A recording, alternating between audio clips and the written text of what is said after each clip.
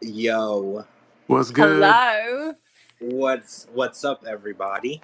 I'm stupid. I literally was like, why is no one speaking? And my computer was on mute. So my volume was off. I don't think anyone was speaking though. Oh, that's 'Cause good. Yeah, the music was playing. I didn't hear any Stairs, music. I didn't hear anything. And I was like, yeah. what? Can you imagine if I started talking shit about all of you? Not knowing I was on. Oh, that would have been fun. No, I was upstairs and my phone was downstairs, and I was like, I hope they didn't start yet because I left my phone, and then when I came down here, Oh. I had like all these texts like, "Where are you?" And I was like, "Oh, see, this is me not being on time." Yeah, welcome to God. 90 Day Fiance Fridays, the podcast. Woo! Welcome, everyone. Welcome. We're pleased to have you, and we've noticed that there's a lot of listeners from all over this country, but several other countries. So I just want to extend a welcome to all of our international and local listeners. Thank you. Thank you for listening. We do appreciate it. And thank you to Lauren who still gave us our funniest episode. Oh my god, So I far, still yeah. laugh at that. Yeah, he's hilarious. Yeah, I went back and finally listened to the replay after I posted it on the podcast, and then your laugh, Coco, I didn't realize how infectious it was on the playback. Stop it. Stop. I heard the playback on TikTok. Oh, no way. Yeah, and I was randomly on TikTok, and I'm scrolling through my timeline, and I Uh-huh. hear our voices. Oh, weird. I forget what account posted it, and I was listening, and I listened to it on TikTok, and I was like, man, if this wasn't like us, I would totally listen to this. This is really funny.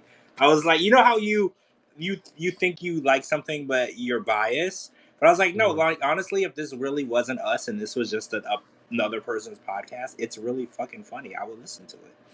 I will agree. I'm pretty fucking funny.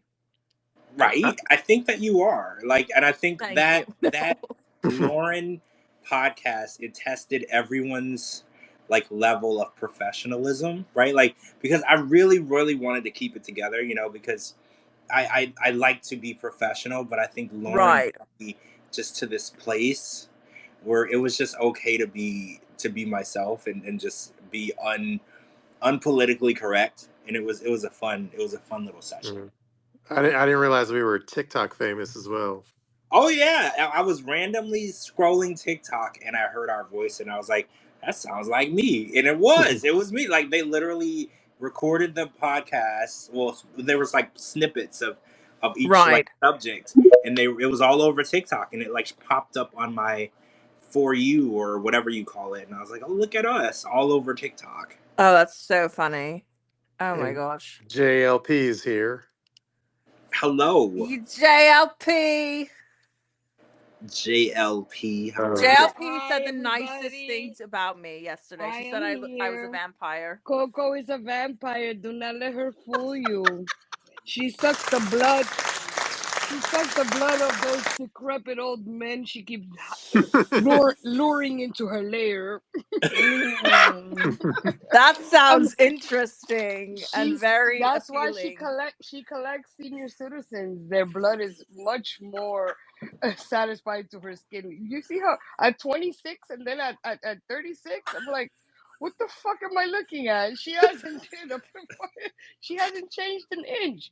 I'm like, there has to be some kind of sorcery here. Yes, yes. This cannot be. This cannot be I normal. drink the blood of the men in the hospice. Yeah, I think she you hop from hospice to hospice. she likes that dusty man mustard. Well, whatever it is that she's ingesting, it's working. And I don't know. I'm gonna apply for a job at the geriatric center to see maybe I could dial it back a few notches. Oh my god, yes. You're so sweet. Thank you so much cuz I'm always like I'm old. No, you look great. You look great. I'm trying to adapt also to the healthy life, healthy eating and gym life. I don't know how you people go I to the gym I so many have times a to. day. I'm I trying. have to. I started going to the gym like 6 months ago to get, my wedding body ready, and I fucking hate it. I walk into the gym and I want to kill everybody in there. JLP, you had your bachelorette party? Oh my god, they did me a surprise bachelorette party with strippers. Oh, I love Oh, it. They came dressed as one of them came dressed as a firefighter. I was 3 pages into the wind when he came. I was like, "There's no fire here. Where's the fireman here?" That's And hilarious. then yeah, he showed me his stuff, and I was like, "Okay, it was really nice, very intimate." The no phones. I did Oh, the Well, P Diddy. I took everybody's that's phone. that's rule number one. A Yep. bachelor and bachelorette party rule is there's no phones, there's no video recording or photography allowed. Yeah, no, the stripper's like, listen, I know you guys want memories of this shit, but I don't allow any recording until the end. If you want to take pictures with me at the end of everything, that's fine. But during the performance, please, mhm. no pictures, no video. So I told him, I was like, listen, you got invited because I trust your judgment. So mm-hmm. don't go, sneaking in this and that, whatever. I mean, we weren't doing nothing like sick, but some people just don't, everything is now social media. So people will post somebody else getting a lap dance on social media or just to make a thing. Maybe that person didn't want to be on there. I mean, Right. if somebody sent me a video of you getting a lap dance, that's definitely viral video Oh, for us. he lap danced the hell out of me. I had skid marks on my jeans. Wow. George. Yeah. Wow. Yeah. George. I did was like, oh my God, he's going to be on fire. And he kept did telling you me, hold on, hold did you on. tell them you were like Twitter famous? No, I didn't want to, cause a commotion. Everybody like, oh, give me your autograph, give me your autograph. But I'm like, yo, this was cool. It was nice, a nice little, funky thing there. I wasn't expecting. But I was rushing home today to try to watch Love After Lockup. I was actually watching it in the Oh, car, watching it in the car on my phone, and then I got home and I tried to catch up to it. And I was like, all right, I gotta get on this call. I gotta get on this Twitter space with my people because we're moving up and we're moving up in the world. They need my support. Yeah, you don't uh, want to be left behind because we're not No, slowing no, down. no, no, we're not. We're not. We're going straight mm. forward. We're going Yeah. straight forward. We got a lot of juicy tea. And fuck that guy that took our shit and put it on YouTube. I want to punch him in the face, but he's all the way in the Kapow. UK. He's all the way in the UK. But that Mhm. just goes to show you that we have content that other people, when people want what you got, your shit is good. Mm-hmm. Mhm. And we Exactly. had we had Yep. that we had that awesome interview with Lauren. I mean, I can't Oh now I my God. now I watch the show and I see Lauren and I'm like, I can't stop laughing. I'm like, this fucking guy's nuts. You were like, I'm best friends with a guy with gonorrhea. I'm like, this fucking guy is Oh my nuts. God. This I, guy is really nuts. I just have Mhm. to say one quick thing. Did if anybody watched the new Love After Lockup, um there's a scene Yes. where what's her name does stand up. Oh, Christine. Jennifer, Chris Christine. Okay, Christine. so I did stand up for like years. Like I used to pay like the Comedy Store, Laugh Factory. I literally started heckling her from my living room. It was so cringy. So cringy and so Mhm. fake and just oh god, I can't stand her, honestly. It's like she's like a 50-year-old spoiled little baby. Yeah. I I can't stand her. Stand up is never. I have my great nephew. He's my nephew's son. Real quick, in New York City, and he's like 23, 22, 23, and he decided he wants to do stand up. He's done a couple comedy clubs in New York. He's not horrible, but the material could be better. But I told him, I said, listen, I seen your material, whatever, because they record the show. I said, you're pretty good, but don't do this as a career. Do this as a side gig or just something shit for fun. Don't put all your energy into this, because I mean, you could be better, but I didn't want to tell him you don't suck, but you not. This is not what you're gonna make your life. You're living off of. No, and that's so true because, like, I mean, and also the thing is, it's like someone heckled her and she's like, "I quit. I don't want to do this anymore." And like, it's like, oh well, then you are not ready for the stand-up world at Yeah. all. Isn't so I know like Meatball Danielle's son is a stand up, but then also other thing I Yeah, was gonna say is yeah. He's a stand, and he uses her as his material. yeah. He uses He her as does. all his material. Yeah. Oh, and I then real mean, you quick, got to use what you know. and then like bombing is part of the process to become a good stand up. Like that shouldn't discourage you. Absolutely.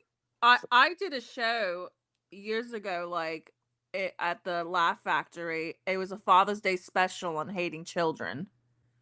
Um, and I actually had someone come in the back room of the green room, which like you're not supposed to, and he was like, "You're the reason like women suck at comedy." Um, Oh, ouch. But it was like I never got heckled, I never got booed. I got like standing ovation. I was performing with Pauly Shore there, and Polly it was Shore. Oh, Polly Shore. yeah. Yeah, So yeah, I used to perform with him, and it was just funny because like you'll get like random hecklers, but I never got anything where it was like I always roasted them back. And Mhm. I, Well, I stand missed up my now. calling. I missed my calling because if you see me in my family setting, like when my family we get together for the holiday, whatever, if you see me there, you would. Everybody says you missed your calling. You should have been a comedian. I keep people in stitches, but I was like, you know what? The problem is that I'm shy. I'm kind Mhm. of like introverted, so. But I can make I can make fun out of anything. Anything is a funny situation to me. Yeah. By the way, JLP, do you have ever drank Mama Wanna drink? Oh, we make that all the time. I got one downstairs in my kitchen. Okay. That's our signature Viagra. That's like the really They strong alcohol. yeah, they make it with turtle dick. They make it So with turtle dick. well, if it's a really good one from Hmm. DR, they put tortoise or turtle whatever, but they put the penis in there, and that's supposed to be like a super aphrodisiac. And Okay. you drink a shot of that, and it's like two Viagra's put together. Oh, I don't think I've had the official turtle dick edition. Oh yeah, you got to make sure if you ever go to DR and you buy one, you ask them if it has the turtle dick in I'm it. gonna say 'Cause stir this up with Michelangelo's penis. does this have the turtle's penis in it? Because if it don't have turtle dick in it, because that's the aphrodisiac that's Mhm. supposed to be a natural form of Viagra, and then you have to cure it and stuff. But whatever. Oh. It's a form of Viagra. That's what they Mhm. used in DR before Viagra ever existed. You take 2 shots of marijuana, and it's good for men and women, not just for the men. It gets you equally as aroused. A lot of people put seafood in it, like the clams, the oysters, the turtle penis, the conch, those things, because seafood is an aphrodisiac. So those things, as they marinate in the wine and the rum that it Mhm. has in the bottle, it lets off, like it ferments. So it makes you even hornier when you drink a shot. I would prefer April O'Neil's coochie, but that's okay. Oh my god. Anyway, let's get to 90 Day Fiance. No, What's going on now? So who's on the table today? What we got on the table today? I, I saw if you want something there about Angela, and then I saw something else. So Shabooty, go down the rundown, see what we can do. to, well, George, what excites you the most? I mean, I was kind of getting wrapped up in the Kimberly and TJ Mhm. drama, because it's been kind of unfolding throughout the week. Mm-hmm. Like, we saw the first original post where she cut up all their wedding photos, and then they break up, and then she does this dramatic like 2 hour long live where she's telling everyone all the issues that they've been through. Because apparently she's been with him like in his country this whole time. Like, I didn't realize that. And I always said that I didn't understand why they were together, Mm-hmm. because Kimberly is just a she's an insufferable human being, right? Like not very many people get on my nerves, like get under my skin to the point where I don't like them, but she does, right? Like I've never interacted with her, I've never met her, but like her existence irritates me. So I was really confused with how TJ was with her for so long, because I was just like, well, what does he see in her? She's so erratic and she's always angry. She's never happy. She's always irritated and starting a fight. And I didn't get it. And then she eventually in the live revealed that she was punched in the face by TJ. And this is alleged, guys. This is just what she said. We don't know what's going on with TJ because TJ deleted his account. So we don't know what's going on with TJ. But and she said in response to that, she punched him in the face back.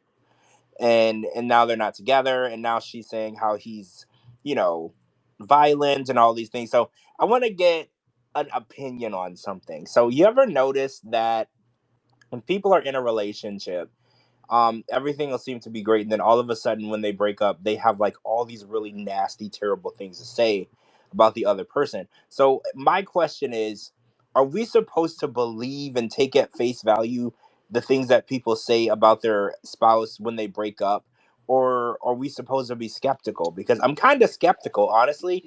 I feel like if somebody is violent and abusive and you stay with them for a really long time, it doesn't excuse the behavior, but it also means that it didn't bother you to the extent that you wanted to leave. But now that the relationship is over, you have all these horrible things to say. So what are we supposed to do? Are we supposed to always believe the victim?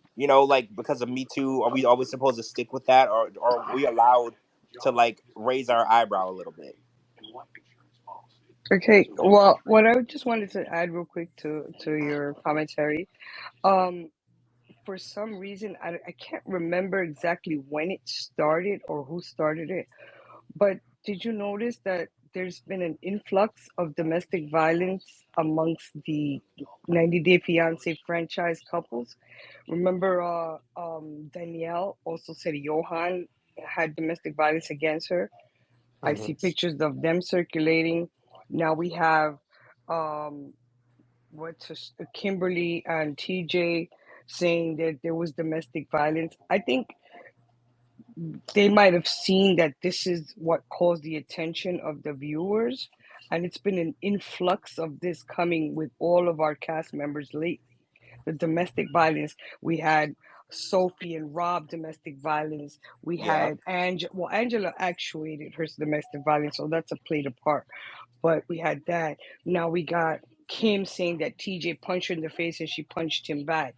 Then we had, Eve and Muhammad, also some kind of domestic situation there. We had Muhammad and the Pixie Cut girl, the robot. Oh, They got Nicole Right. and kicked off. Mahmoud. Nicole Nicole. and Yeah, Mahmoud. they got kicked off the show for domestic violence. So I'm seeing an influx of this in the franchise for whatever reason, and I'm not understanding. As far as Kimberly and TJ is concerned, we all hated Kimberly. Let's be honest. We hated Yep. Kimberly from Right. the minute she graced our screens. We hated her. She was. I mean, I'm sorry she's adopted or whatever, but she's a fucking bitch. She was a bitch. I never seen anybody so childish and immature. And then she had that whole acting, like everybody has a backstory acting career, and they use the TLC 90 Day Fiance gateway to try to further their careers into our screens. Have you noticed that?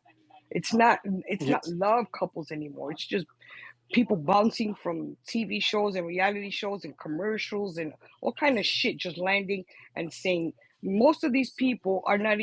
They're bringing these folks into the United States for money. They're not even in love. You notice they get divorced like 2 years after they're here, as soon as the green card comes. Well, like Yeah. I posted the video. I posted the video where Kimberly said he TJ allegedly like punched her and then she punched him back, to give her the benefit of the doubt. But then pretty much, and then I was reminded quickly in the comments that like the community hates the shit out of her and doesn't believe in one word that she says. So then I was like, oh yeah, I forgot everyone hates her and she's a vomit.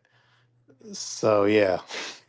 Well, It's see, that was my thing because I was wanting to gauge your responses because when I heard it, I was like, am I like not believing her because I just don't like her and she's an insufferable person, or am I, because I don't want to ever like discredit someone's story, right? If it's this is her truth and this happened, Exactly, I don't exactly. want to discredit her But just because I think she sucks. Because even if Right. she does suck, but nobody deserves to get punched in the face. I don't of care course who not. you are, No. right? But Yeah. No. No. No. but No. No. she is giving the person that screams fire in a crowded theater. She's giving. I want everybody to focus their attention on me because I've been forgotten.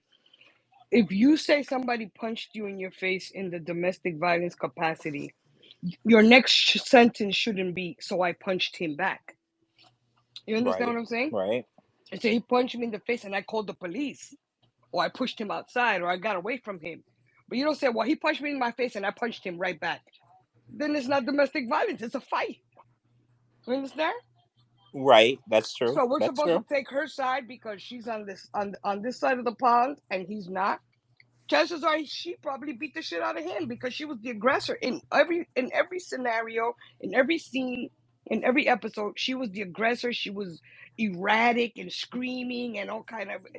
These Indian people, they're not domestic violence people. Like, well, he didn't show any domestic violence tendencies. He was trying to control her. But Yeah, now yeah. she's figured if I go on United States website and I say he punched me in my face, that was fine. She had me up until she said I punched him right back. When she said she punched him right back, I said, "Well, you he didn't beat you. You beat up each other. It was a fight." Right. That's true. You can't be the victim and the aggressor, right? You can't exactly. You can't be Domestic both. violence is you're the victim. He punched me. I called the police. I ran out the house. I ran away. I moved. I'm in witness Yeah. protection. So, and then the other thing was that all happened supposedly before they even got married, Right. right? So Yeah, it's not that like a new thing. yeah, this is she's like going back, and that's what, because I was like, well, why did you get married and move over there and then come back here and then go back again? Because this is she moved over there, got married, couldn't deal with it, came back to the U.S., then but went back. I was like, so if you felt like you were in danger in any way when you came back to the U.S., That what was that's all the holes in her story. That's when you know it's for publicity. If you are 10,000 miles away from me and you put your hands on me and I make it 10,000 miles across to my country, you're never going to see me again, ever, that's what I thought. ever Okay, again, ever again. That's it. It's over and done with. You stay there, I stay here, it's over. But I'm going to so hop on a plane. You beat me, you push me in my face, so I'm going to hop on a plane and go back to the place, especially in a country where women have very little rights. Exactly. So he right. could have punched her in her face. Her mother could have punched him. His mother could have punched her. They could have taken turns punching her in the face. She had no rights in that country. Why would you hop on a plane and go back? Yeah, Let's say she just posted that for publicity, hypothetically. It's like with TLC being under fire, that's like gonna ruin her chances of ever working on TLC again. You know what I well, mean? I don't think that they were kicking down her door Yeah. asking her to come back on any other shows, because even being, you know, being a problematic cast member, it can work in your favor, but I felt like her being a problematic cast member, it just generated more hate. Like sometimes we're interested in problematic cast members. I think for her, we all within minutes of seeing her on our screen, everybody had Exactly, established hatred, exactly. There, right? there's Like the exactly. There's those cast members that they sell to us that gradually get under our skin. This one got under it. Episode 2, we hated her. yeah, nobody was just like excited about her being on the show. Nobody would, and it started really early because she would go on Instagram and go on these rants, and she would be like, I don't care what you people say, and you're idiots, and if you don't like me that means you hate yourself, and like she just did so many things to make sure that nobody was going to like her. And then she was surprised, you know, as her season went on, where she's like, people are so cruel. And I'm like, well, you kind of taunted the people. You would go on live and you're like, oh, you're stupid. You watch reality TV all day. You need to get a life. And I'm like, you're on reality TV. So if I need a life, you need a life too, because you're on it. If I No, watch it, no, you're one thing worse because you're on it. Like, that's the worst defense I've ever heard. exactly. One thing I've confirmed with reality TV is they have created some monsters, not Oh people that yeah. can't people that can't get out the spotlight. Let's look at Ed and his latest proposal. Oh God. And Ed proposed to a girl after knowing her for what, 4 hours? I think it was 24 hours, he said, 24 or less hours. than 24 hours, somewhere along the lines of one day. It creates attention whores. It creates people want it so bad. And it's not like you're making $1 million, you know, silver screen flick that you're gonna get paid $1 billion and cast members. You're making a reality show. And now he wants to stay so bad in the spotlight that he proposed to a girl after 24 hours and then turn around and post that the proposal was fake. I mean, come on. These Right. people, Shekinah and her, and you know what? I like that show, the baggage show. I used to watch that shit. Oh, so did I. So did I used I. to I watch. I did. used to love the shit. That and the one on the boat. What was the one? Wait, Roger Lodge. I forgot the name of it. The dating on the boat on the ship. Something about a ship. Roger Lodge Oh, used to do it. Shipmates. Shipmates. I watched that one too. Yeah, I used to watch Shipmates. the shit out of that. I loved it. Yep. So she was on baggage. Shekinah also, like Darcy, all these people grow up with a little taste of, being in the spotlight, and they can't let that shit go. It has dominated their lives. They have done nothing else with their life. They have not have another career, another job. Mm-hmm. They're just scraping and doing whatever to be on TV. It's what they know. I mean, they don't have any, you know, other skills or other jobs but being a reality star. See, I actually agree with that because now that Ed is off the show, what is he gonna do for money? You know, because not a lot of people are buying cameos from him anymore. But Right. Ed used to be remember when he started with Rose, when his first season, he was a photographer of some sorts. I, Remember I, that? but Yeah, I remember. I think Yeah, he Ed was is making his money from photography. like Ed is he's admitted privately like his goal is just to do like 90 Day Fiance or reality TV for a living. Like that's what his plan is, to just do TV as much as possible and avoid a real job. Well, Well, none of the I jobs wouldn't that say he it's not a real job though. I mean, and I would. I mean, it's like someone who's worked, for example, as someone in post production and they've done it for 30 years and then all of a sudden like they're not getting hired. What do you put on that resume? It's work. What they do, it is work. Um and it's just maybe it's not, the norm. It's like, look, even athletes have a fallback career, because when you retire, you don't want to sit at home, so you have a fallback career. Or if you get injured on the field or on the court, you got to have some shit to fall back on. You can't just say, you know what, I got cast for a show. I like the spotlight so much that I'm going to not do anything else for the rest of my life and just try my hardest to be on TV. What if that doesn't work out? How are you going to eat? How are you going to survive? Because no. nobody wants to see Ed no more. Nobody wants to see No, no, for Angela no more. sure. Nobody. Angela's done. Ed is done. Well, I'm saying Angela's done, like she's not TLC's, ace in the hole, but she for now she's done. But these people, they I mean, cling. well, They get sold a dream and they cling well, to it. I mean, I have to play devil's advocate. I mean, even though we all hate Ed, and I'm not on Ed's side, obviously, but okay, his little publicity stunt. I mean, it landed on TLC. It was getting all these headlines, and I'm sure that not TLC, TMZ. It was, it was all over TMZ, and then TLC notices that. So I mean, he still gets all these headlines.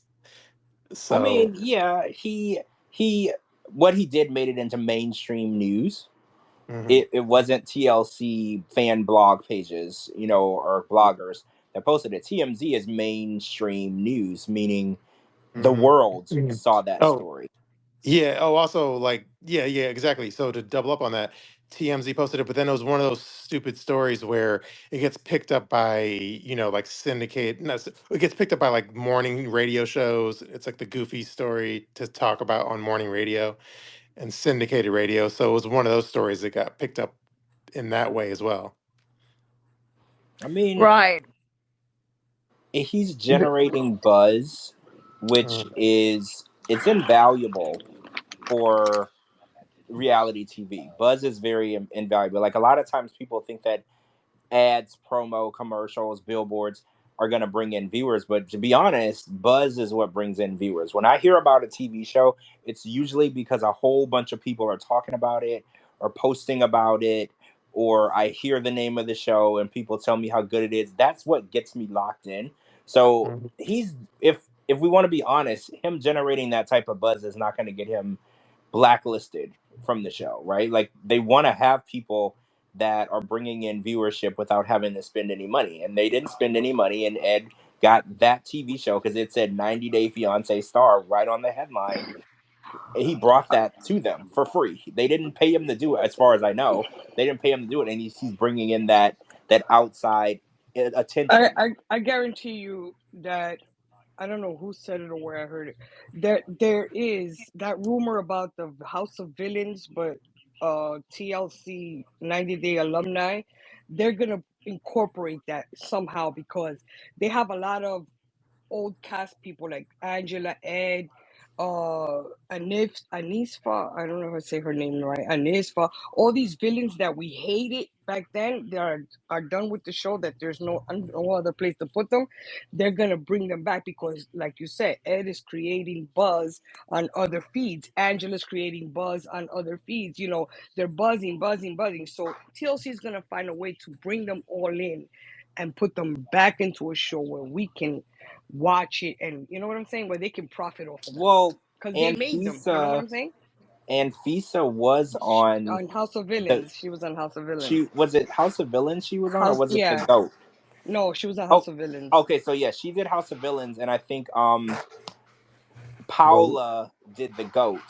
Um, so Yes. they are showing up on these other shows as alum Mhm. from 90 Day. So that is interesting. You know, it is so, and it could be that TLC is signing indirect contracts with other networks and shows saying, "Oh, well, you can pick up our alumni for your show." Like there could be some inner working deal that we don't know about. Yeah, Where but they're it's not the same. It's not the same as TLC putting them on their network and putting them on in the face of Mhm. all the TLC fans like us that are 90 Day Fiance franchise diehard fans since day one. So Yeah, like we're gonna tune into that shit, you know? yeah, like even though House of Villains has, I know it's gonna have Larissa in the new season. I haven't actually watched House of Villains, so I know their hope is to have someone like me and George and you guys and Coco and Captain to watch like House of Villains because there's that single 90 Day Fiance person. But for me, speaking to myself personally, it has not worked on me. Like it hasn't interested me enough to like watch it to tune into House of Villains. It's like oh well, I watch it. No, I I didn't watch watch it either. I didn't watch it either. They want to really. put I them. They watched want it. to. It's Mhm, like you say, Shabooty. They want to put them in a situation to get our attention because mhm, we're not famous or anything. I may not even be the person with the most followers, but we have a big yeah. amount of followers. So people look at our tweets. People follow Mm-hmm. us. So whatever we're buzzing about, that's what they're saying. Okay, this is the clique right here that decides, the funny shit, who they don't like, who they don't, whatever, because they have the highest amount of followers. I have the least, but Shabooty and George have the most. So whatever George and whoever's following George and Shabooty buzz, those are the people that are, that they gotta focus on that. So if you're not watching House of Villains, they're gonna find a way to put a show on our network Mhm. where everybody can see. Okay, let's watch what they're. You know what I'm So saying? Let's put it on I'm their face so they could comment. so I'm Mhm. curious, Shabuti. You don't watch House of Villains. I did watch it, and the new season actually starts on the 9th, I think. So Mhm. what would they need to change to make you want to watch the show? What about the show turns you off right now? Well, I mean, I understand what they're going for. So yeah, they have Larissa. Like Larissa's the only hook for me since it's 90 Day related, but I'm not I'm not like some huge Larissa fan where I'm like, oh my God, I gotta see it just for Larissa.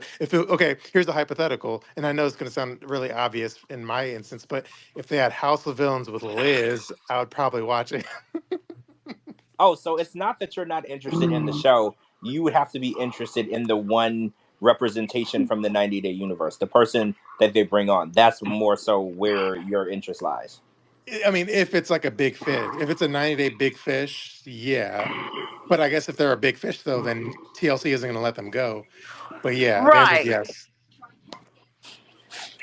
I mean, I think that the idea of a House of Villains show with all 90 Day Fiance cast members, I think would be really interesting if you want to get your core audience, right? Or say Mhm. there's two teams. Say it's 90 Day Fiance against Love Island. You know, like if I think that Right. the Mhm. way that the show is done now with like 10 people from 10 different reality shows, it's really hard because I do watch the show and there's some reality shows I've never seen. So like I don't follow along with the storyline of those people because I can't watch them all. There's only so many hours in the day, you know? So I think that the idea of I don't want to be Statler here and say that this is my idea or anything, but I think that it would be cool if there was a villain type show with Mhm. like a team. So it'll be like say Yeah. 5 people from 90 Day Fiance can be various seasons, various franchises or spinoffs, whatever, and then they'll pick another rival like equally popular reality show and then 5 people like their biggest 5 people from their multiple seasons and spinoffs and then make them do challenges together or Mhm. against each other. Like I think that would be more interesting than the way that they're doing the show now. You know, I watch it just because, you know, I watch basically anything that has to do with 90 Day Fiance, I'm gonna watch it. But Right. Mhm. I'm interested in knowing, you know, what would get more people on board because every time I tell people about the show, it's usually I don't want to watch that. So it's just interesting to hear, you know, what people think about that. Well, I converted 3 people over the weekend to 90 Day Fiance fans. I made two subscribe so they could watch the back shows, and I made one of them because one of them used to watch it in the beginning, but then they fell off. So I made them get back on it. What? And Oh, they're gonna watch B90. Well, my nephew used to watch the show before, way back in the day. He's like, "Oh, I used to like that show. I fell off." I was like, "No, you got to watch it again." So he has cable, so I rewind. I put it on his the series, and I try to put. Oh my God! Now he says he goes to work. He's a teacher. He's like, "I feel so cool. I go to the teachers' lounge, and all the chicks are talking about 90 Day Fiance, and I can join in." see? See? See? It's huge. Yeah. That's Oh, it's crazy. definitely huge. I mean, people, you say 90 Day and you're like, "Oh my god, I watched that." Like Yeah, but I'm sad that they're commercial, like they're bringing in so many actors into the show that it's lost its luster for a little bit. I mean, welcome to reality TV. yeah, it used to be when it was spontaneous, like when what was the guy's name that went to Colombia and he was supposed to meet up with one chick the first season, and then Oh. that he Oh ended up my in jail, I god. think. What was his name? Juan or something. I remember that he went to Colombia to meet up with one girl, but she left him flat. So he went on the app and found another girl. Back those were the Yeah. seasons. That you people were like, oh, okay, this is really happening because it was really happening. None of those people have ever been called for spin-offs. Nothing like that. Spin-offs have started recycling people from the latest seasons. You know. Right. Yeah, I agree with that. I The always real, the said, real people that were on it, like Akini and her boyfriend that are now expecting a baby.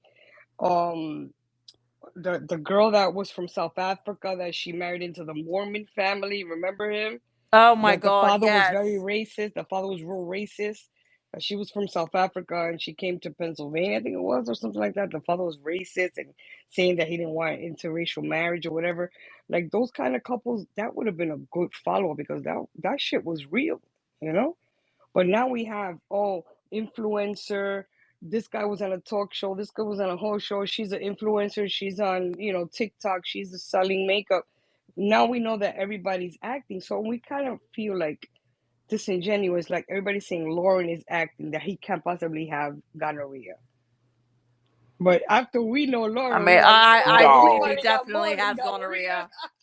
it would be harder There's for no acting there. it would be harder for you to convince me that Lauren doesn't have gonorrhea than Lauren, right? Like after talking to Right? him, I know that Lauren, and I'm gonna say that this is not Lauren's first encounter with gonorrhea. I'm just gonna put it out there. We already know about his. Absolutely. We already know about his yeast infection of the penis, so Oh my we're gonna. god. And the Yeah, booty. right. So this, I'm gonna go out on a limb and say this isn't even his first run-in with Yeah, gonorrhea. This that's why I was laughing, because I'm like, no, anybody that didn't hear Lauren on our live Oh my god. thinks that this is a lie. If you would have heard him on our live, I told one of my followers, like, listen, if you hear, go back and listen to the live and listen to Lauren speaking. He definitely, I truly believe he definitely showed up with gonorrhea. Oh yeah, I think he is gonorrhea. He is amongst gonorrhea. he showed Yeah. up amongst other things. He probably showed up with more than just gonorrhea. They're Yeah, just talking exactly, about the exactly. gonorrhea. I Gonorrhea mean, is Exactly. gonorrhea is the least of his worries. so do you think the SCDs are the reason the executives didn't want him on the boat party? Oh my god. Well, No, no, based on his lack of a filter, I think that that's what got him blacklisted. yeah, like Oh, say 100%. I mean, Mhm, you're gonna be mhm, on. I mhm. mean, you're gonna be with executives and like investors and the whole shebang. Um, and they're gonna want people who can keep their mouth shut, who can act in a certain He setting. was gonna expose the whole shit. so He was wait. hypothetically, I'm the district manager of TJ Maxx, and I'm gonna be visiting the TJ Maxx location that Lauren works at in Vegas. I guarantee you, the store manager is going to make sure that Lauren is not scheduled To work on the that day. day To work the that day. I To work the day. arrive, Yes. right? Yes. Mm. Lauren, you need a Yes. vacation. Yes. Right? And Yes. that is And exactly what, George, that's not only TJ Maxx, that's corporate America too. right? I was gonna say that's But exactly a what hundred That's TLC, corporate percent. America too. when Sharp was planning this boat party, they probably wanted to make sure that Lauren was not within a 5,000-mile radius.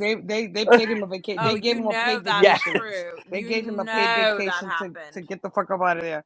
Whenever corporate is coming to your branch or to your office, they send their problem children away. They give them the Yep. day off. They Mm. tell them, take a vacation. Oh, you want a spa day? Get the fuck out of here. And they don't let their Even problem children around. even when I used to run Right. gas stations, like when I was like fresh out of high school, I ran a gas station, and our district manager, it was like oh my god, her name was Loretta. I remember she would come to my store, and I think she liked me. So she would just like follow me around, but I had like my friends work there. Like we were high school age, like I was 18, 19. So I had my friends with her. So I knew when she was coming, I would schedule my friends to work at, we had another location pretty close by. I would send all the problem people, the people that don't ID for cigarettes, the people who don't ID for alcohol, like the problems people, I would schedule them at the other location. And then I would just be there. And then I had this other chick. She was like an older lady who had worked there for like a ton of years. She was the only person that I would let her see.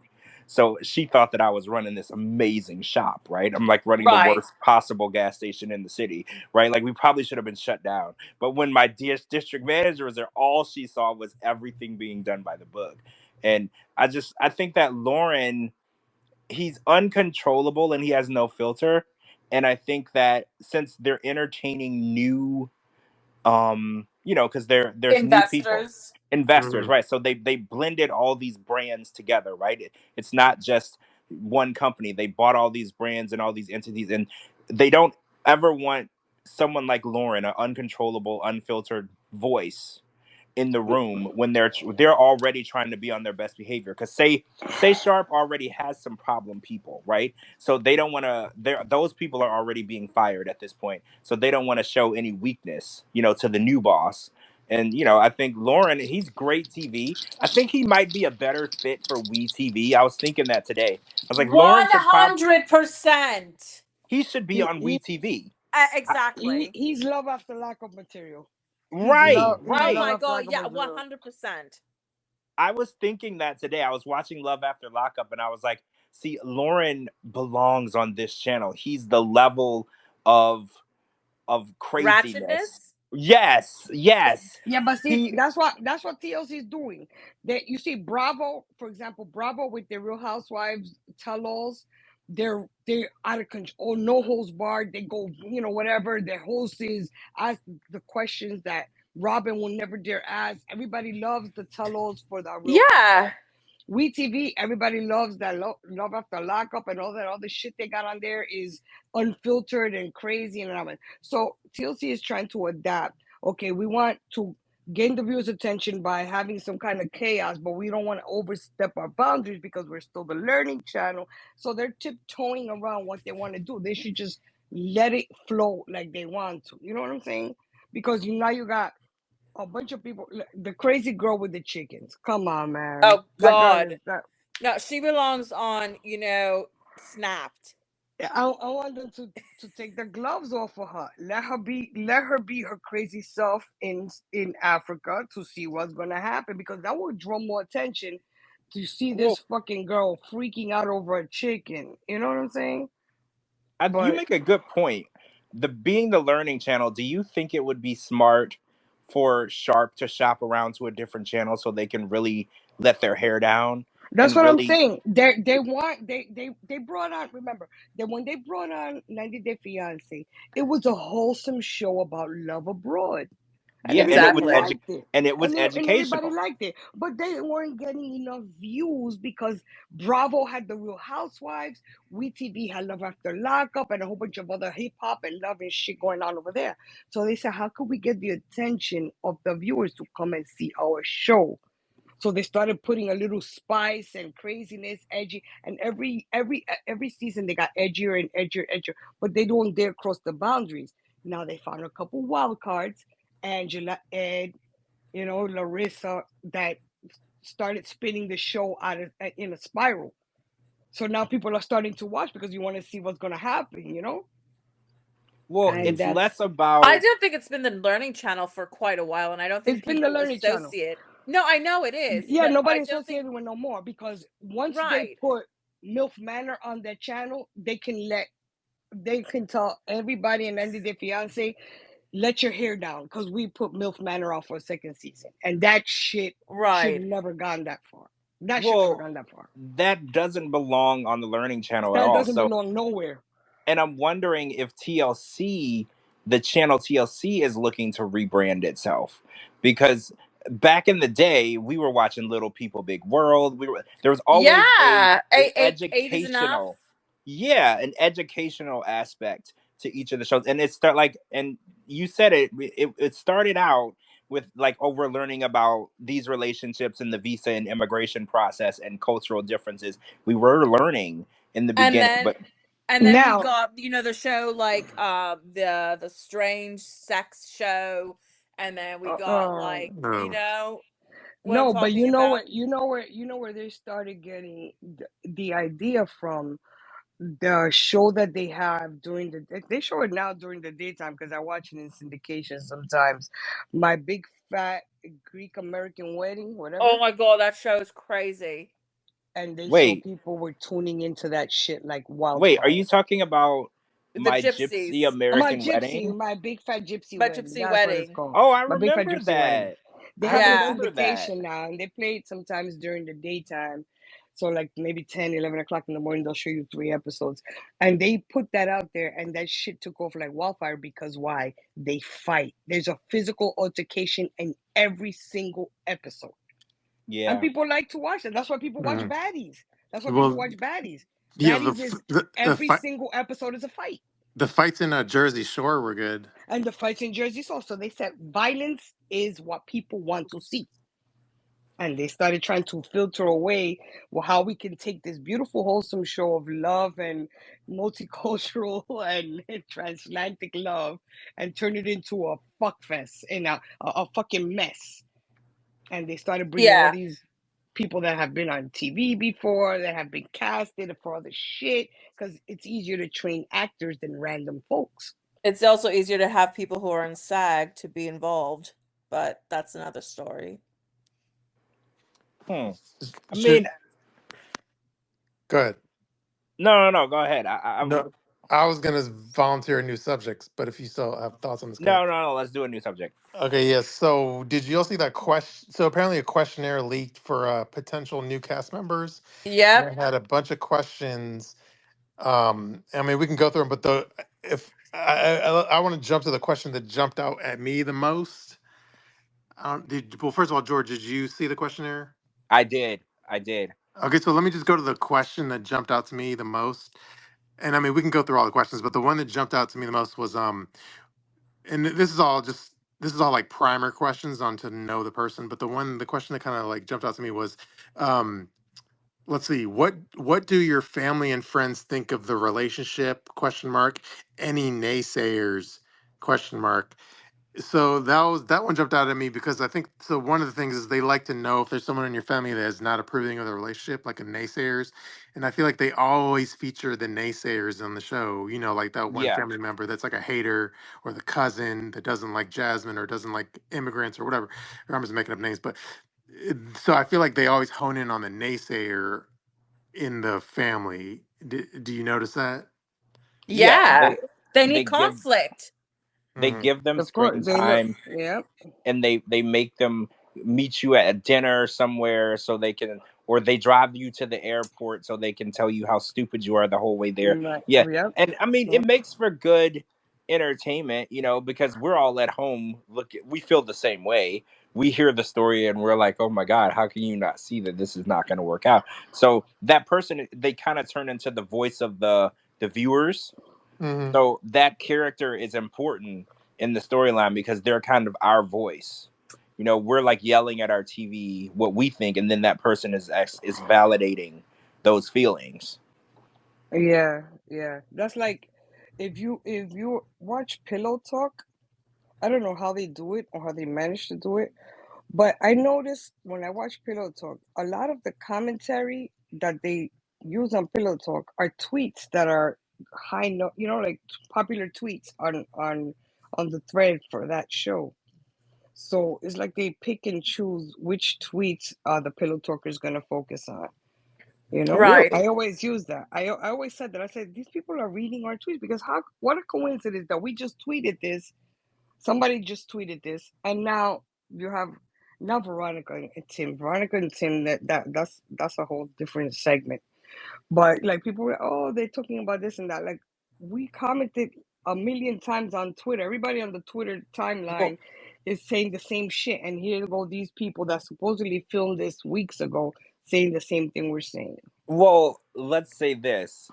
Remember back in the day, they used to take our tweets and put them Mm. at the bottom of the screen. Yeah, and Yes. on the Oh tell my Yes, also god. on the I think tell you're yes, also talking feature it. yes. 2016. That was Yeah, good. we're That was going back a good. long time, guys. That was But good when they used they to do used to. that. So Yep. I know. Yep. So we know 100% that they can see the tweets and they know that they're there Yeah. and they're reading them Yeah. because That's what they're they doing. would That's what they're doing. literally. And then they moved it from putting them on the bottom of the screen because it would just be like as you were watching the show, our tweets like they would get randomly put on the bottom of the screen to see that we're engaged with the show, and then it Yes. graduated to Yes. the Yes. I Sean Robinson remember would put that. them on the screen, and I then she would read the remember that. tweets.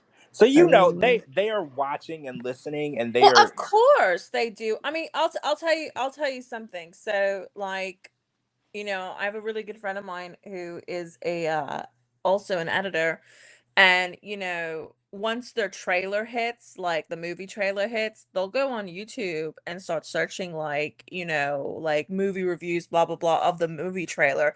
And even if it's someone that has 2 followers or someone that has 200,000 followers, they'll watch those videos because they need to know like what are people thinking.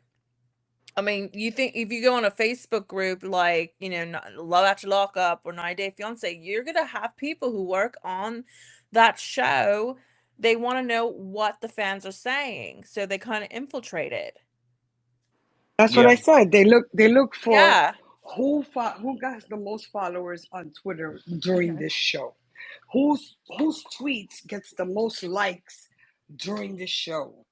And that's the person that they target in on. They like, that's how they picked up on our chat.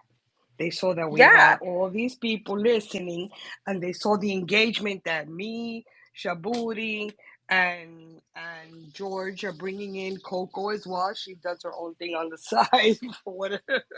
Oh, why? She does. She has her own thing, so people follow you regardless of the show and stuff Right. like that. So they're like, okay, these people have a lot of followers, and they look at your followers. I don't have Instagram, so I'm pretty low under the radar right now.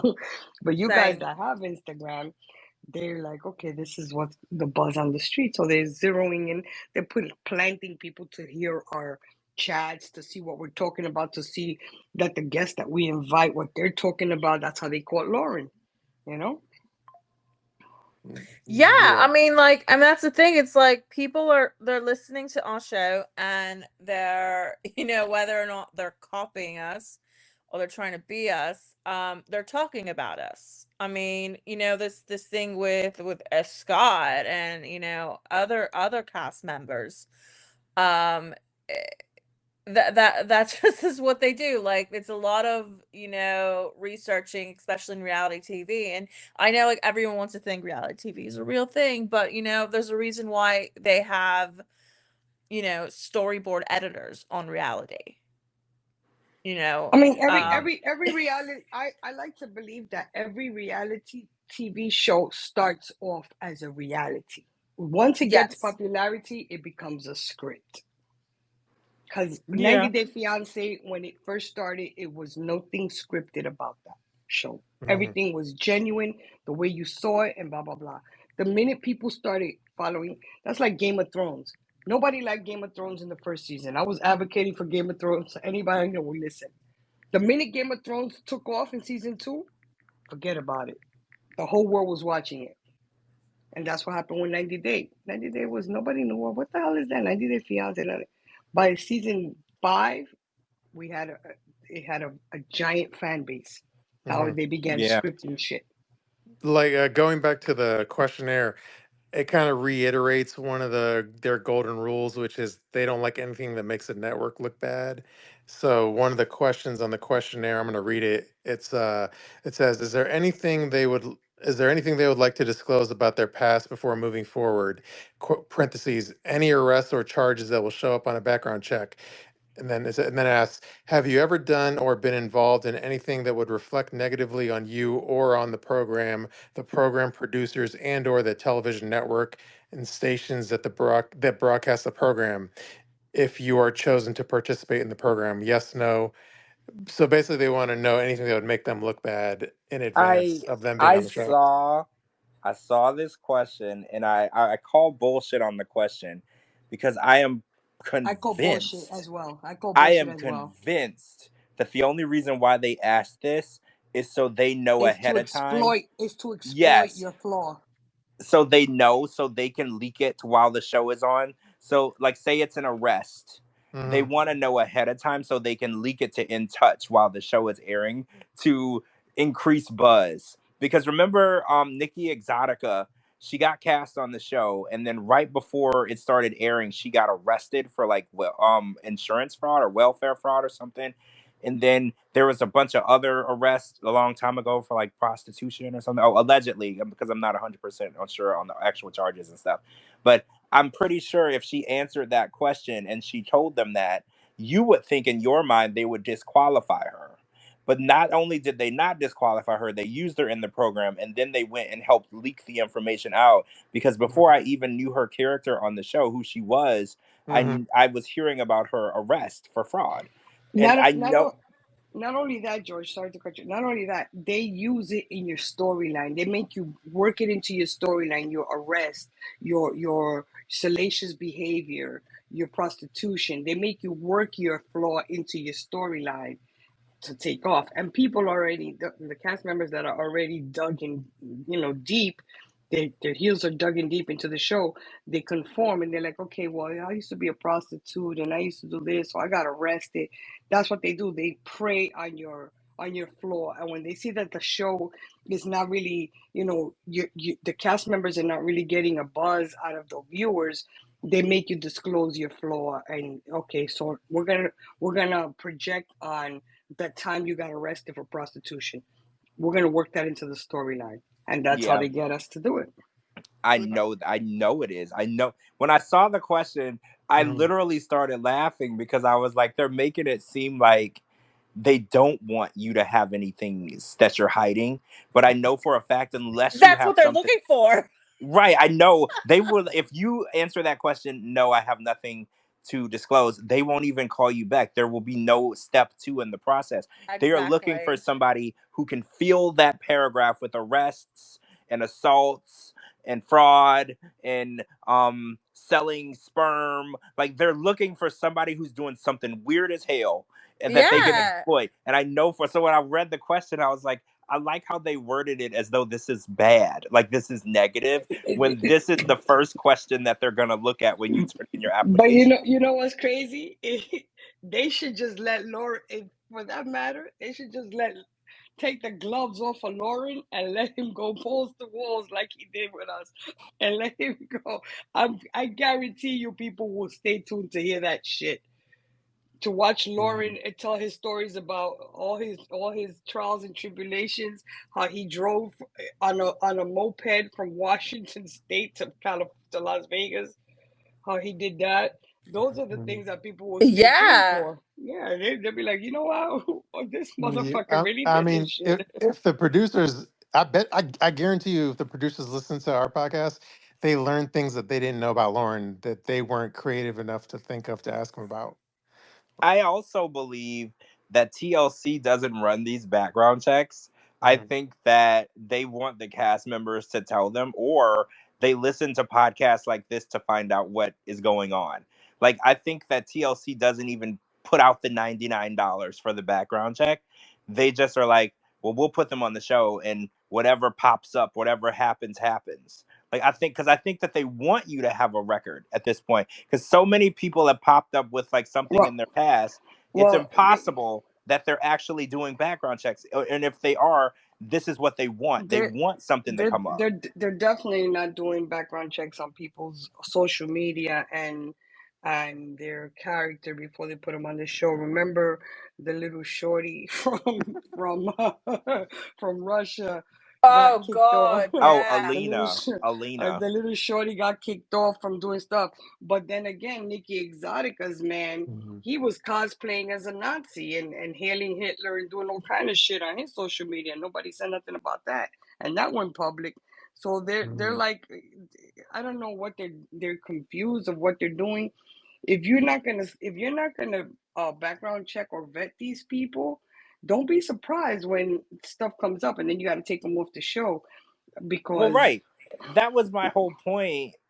Because a $99 background check would have saved them all that production money and time and hours that they used filming Caleb and Alina if they would have paid the damn $99 and did the background check.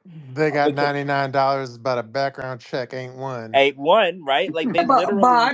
I think didn't Alina post that shit after she was on the show? No, I think they were No, old. it was old. It was Yeah. old. Yeah, because I know that Igor wasn't Justin Igor. His cosplaying as a Nazi was old. Hmm. Yeah, that was old. Yeah, That that was was old old. It too. wasn't So all you recent. got to do is have an intern look at the back, look at this person's social media, and go Well, through all their pictures and see if you see back in anything the that's not day, favorable. I don't know if you remember, but back in the day, all of the cast members would make a new social media account when the show premiered. Yes. They didn't let Definitely, Yeah, they definitely, didn't let them. definitely, They because Yeah, Sophie and her mother both had OnlyFans. right. Yeah, yeah. Prior to the show, they both had OnlyFans pages. They used Rob was to. the one that was slow to the punch to delete his shit, and we saw his butt crack, and we all Well, got no, thanks to a gay forum. and we all So got to see his holier than holies, but yeah, they they used to make you deactivate your social media that existed prior, and then you had to make a new account. Because I always used to wonder, I was like, how come right when the show would air, I would find everybody on Instagram and Twitter, and they'd have like 10 followers, and I was just like, why does no one have like any established? Because like even if you're just a normal person, you'd have like 300 or 400 people that are just your friends, that Mhm. follow you. yeah, yeah, And then I exactly, finally like exactly. I started talking to cast members, and they were like, "Oh, well, they made me deactivate, or the other option was they had to change the username and the name to where it couldn't be linked to them Well, whatsoever. Rob didn't get the memo. Well, I don't know if they're making people delete these accounts anymore because like Sakina and Yeah. Sharper had a bunch of followers before the show aired already. They didn't make a new account. And Sharpie. Tiger Lily. Yeah, and Tiger Lily, she had like 700,000 allegedly real followers before the show aired. And so Bullshit. I don't think that it's a requirement anymore that you delete your social media, but they're taking a chance because you not deleting everything because there used to be something called a I can't remember what they called it I specifically, but think it was they're only making you delete it for anti, like stuff that we draw the line, like racism and Right. anti-Semitic or anti-gay stuff. They're making you draw the, like if you have any of that shit on your board, delete it. But everything else you did before, we don't care. Just as long as you're not a racist or you have anything offensive to the community that watches the show, take that shit off, but leave everything else on. That's what I think they're doing because yeah. Alina and the other guy slipped through the cracks, you know? Yeah, they did. Right. And they wasted a lot of money and a lot of time, and then they didn't even invite them to the tell-all. Like they spent all that money on production. They went all the way over to, damn, where were they at? Turkey, I think they were at. Spent all that money filming them for nothing. All they I had to mean, do was do a I social mean, media background check. they should have known she was off when she said her pussy had Wi-Fi. I remember the When she song. I wrote that song about her pussy having Wi-Fi, I knew it was a rap. Yeah, I You remember knew it that. was for nefarious reasons. I remember that, and that was crazy because I was like, well, what does that mean? How does it have Yeah. Wi-Fi? I, Does I that know mean I know everybody Coco's can connect to it? Coco's pussy is 5G. Oh, darling, honey, it's like 1 gig fiber optics. The Five. Coco caters to the senior community, so she's still running on on online. What's it America called? Online. America Online. Yeah. Oh Coco's my what? god, no, darling, I'm running Pussy, on Coco's Hotmail pussy and still got dial up. GeoCities. Coco's pussy Coco's still got dial up. Coco's vagina's Wi-Fi password is Coco's vagina's Wi-Fi password is bingo. Yeah, no, it still goes. What? I actually love playing bingo. I love playing bingo So too. do Are you seniors. kidding? I love bingo, especially in Vegas. So do seniors. Anyway, it's like, Well, Who's next on our board? Shabooty, who's next? you mean what topic? What topic is next? yeah. Who's Let's our hit it. next victim? Let's hit it. Let's hit it. Let's cover our bases. Let's see. There was the Michael press release. I don't know how interesting that is, but you saw that? Yeah, he's Oh, living. He's yeah. his He. management and publicist made a statement, right? He was clearing up Mhm. some stuff. I wanted to get your opinion on that because some people felt that this was a bit much because they were like, okay, you're Michael from 90 Day Fiance, but you are not Tom Cruise.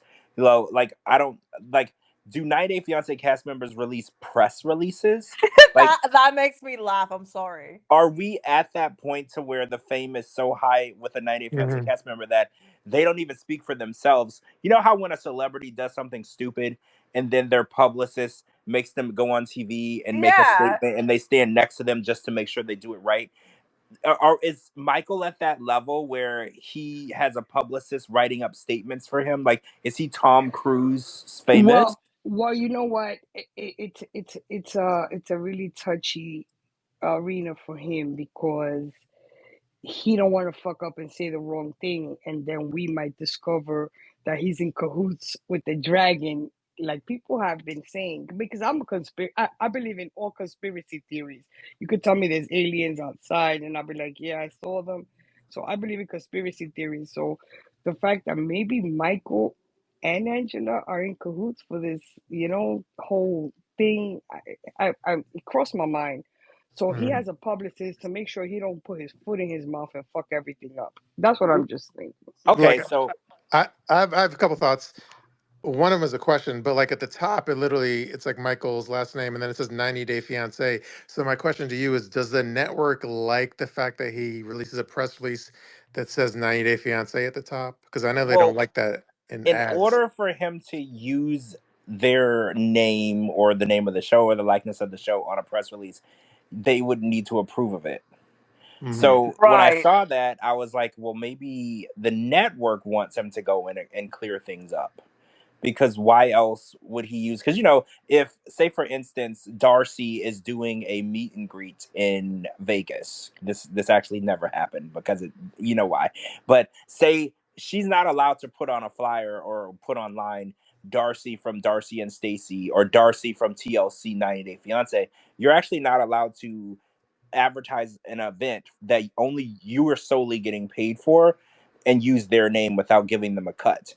So when I saw that he used the network's entity in their tagline, it made me wonder if they had something to do with it. Because I've actually seen people tell me they had to cancel events because the flyer used the term 90 Day Fiance and it wasn't approved. They weren't getting paid and they actually nixed the event. They made the event stop. So when I saw that, I was like, I wonder if they are having him release something. And then that makes it even more complicated because they shouldn't be a part of it at all. They should stay out of it. But that was something that crossed my mind. Yes, and then the other part of it that kind of jumped out at me, or at least the other part of it that kind of, I don't want to say rubbed me the wrong way, maybe that's too strong, but the part I thought was a little weird was at the end, and I could read it, but at the end it's talking about his like appearance bookings. So it's like he took the opportunity to release a press release to, clear the air after those rumors and shit. But then he ended it about how to book him for appearances or whatever, which I thought was a little egregious. But let me, Tacky, yeah, tacky. tacky and egregious or whatever. So real quick, I'll read that one quick sentence. So it says appearance bookings. In the meantime, Mr. I'm just going to say Mr. Michael announced that he is now accepting bookings for appearances. Quote, I'm excited to have the opportunity to connect with those interested in spending time with me, end quote. And then it says inquiries for appearances can be directed to his manager, then the name and then the phone number, or via email and then the email. So it's like he used the opportunity to clear the air versus based because of all those like rumors about him DMing some fan and shit.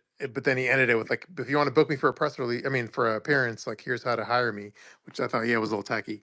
It's very Yeah, that tacky. that sounds very tacky. It sounds very like, what's the word I'm looking for? It's like, I don't want to say entitled, that's the wrong word, but you know what I mean. I think it's very like what George said, Tom Cruise. Okay, great. Yeah, I get it. But Michael from 90 Day, I don't get it.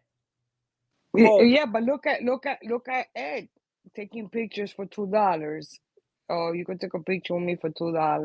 Right. I still got the I picture of think that's that. a bit Or different though than having appearances, like speaking engagements. or appearances or this. Everybody, they all doing it. Or you could see, remember Angela, you could see Angela at such and such club, or you Hmm. remember she was in New Orleans, or you could see Angela here, or you could see Angela there, or you could see Michael here. We the viewers are creating these monsters. That's what we're doing. We're well, creating these monsters. And we've for been doing it me, since the strike. The whole reason Yeah. we have reality TV. We are creating these monsters. We're giving these people the attention and the viewership, and we're commenting on how much. Look at what I said last week. I started with how Jamal was so cute. Jamal, oh, he's this and that, and I turned Jamal into a monster because everybody said, oh my god, yeah, he is cute. Oh my god, yeah, Jamal. They push Jamal right into the single life, and now the motherfucker's on our screen doing Jersey Boys or whatever the fuck he's doing, and we can't get rid of him. I guess for me, for someone who had just collected $53,000, it wasn't the right time to say, hey, if you want to give me more of your money, email this person. That's Right, that that's exact. George. Yeah. That is where I started to conspiracy theory this shit, because she's been very quiet. She's been very quiet throughout this whole thing, and she's very vocal. And he's collecting all this money, and he got this money for this lawyer and shit. You know what I'm saying? Like, what's to say that they're in this shit together? Well, I don't That know will about make that. I don't know about that, but it makes you go, Oh, now you're booking appearances. You can hire me for book appearances. It's You on fucking a fucking Madonna. you're on a fucking reality show. You know But what I'm saying? here's the thing. I mean, the whole reason reality, and when I talk about reality, I'm not talking about real world or anything like that. I'm talking about reality stars. The whole reason they got created was the 2008 writer strike. That's it goes all the way back there. When that no one was working like right now in Hollywood, and the only thing they're able to pump out to the masses are reality TV shows. I mean, you look at your favorite shows right now, like they're not really airing. It's all basically reality, and there's a reason for that. It's cheap to make. Yeah. So that's what I have to say about that. Mhm. Yeah, it's cheap to make, but then we get hooked on it because, like you said, we get hooked on the show and the character or whatever. Now they start running out of storylines, so now they're writing them a storyline to keep them on the screen over and over and over again. Mhm. Michael, everybody was, oh, how bad we felt for Michael. He was abused on television. We know that it was true because we saw it. But then when he come out and say you could book me for an appearance and you could call my publicist, we're starting to think, well, wait a minute, how much of this abuse was really real? Because now you're milking it. It's such a milk that the cows are jealous. Okay, I mean, listen, it's always right. It's so laughable. I'm sorry, but it's so fucking I mean, laughable. it It's could like be, it's it like could be have just, your lawyer call my lawyer type shit. it could be just like, okay, well, everybody, I see everybody likes me and cares about me because they raised all this money for me. So let me take my show further and say, you know what I'm saying? Let me take this True. further and start, making myself Well, into, I mean, Yeah, when it it, goes it, in that direction, I start to question, like you, I question the genuine authenticity of the situation. exactly. And Angela and Michael have both made a lot of money off of their relationship. Yeah, So to conspiracy theory it out, it could very very well be, they hate each other, but their lawyer is, like you said, hey, have your lawyer call my lawyer, we can still make money even not together. uh, Like I it's mean, The Rock did it. yeah, The Rock did it. I mean, his manager's his ex-wife. His I business started. partner is his wife's brother, and they're making a shit ton of money, and that's Yeah, but why. this Michael and Angela shit, it had us second guessing because we're like, well, she's definitely abusing him. But then when you sit down and you really dissect it, you say, well, you know what? This could all been a plot from the beginning because she chose Michael. She's a MAGA. She's a Trumpster, right? So remember, one of Trump's first executive orders was to ban visas and entry from what he called shithole countries. Nigeria was considered a shithole country, Haiti. So people from those places were not getting visas. So she Mhm. figured, I'm going to be on this show and I'm going to milk it. I'm going to choose someone from a country that is not going to get a visa. And I'm going to use that and I'm going to roll with it. And it worked. It worked for a long time. And we bought into it. But she and he both knew that he was never coming here. Now the tides turned and he got a visa. So now what are they doing? You know what I'm saying?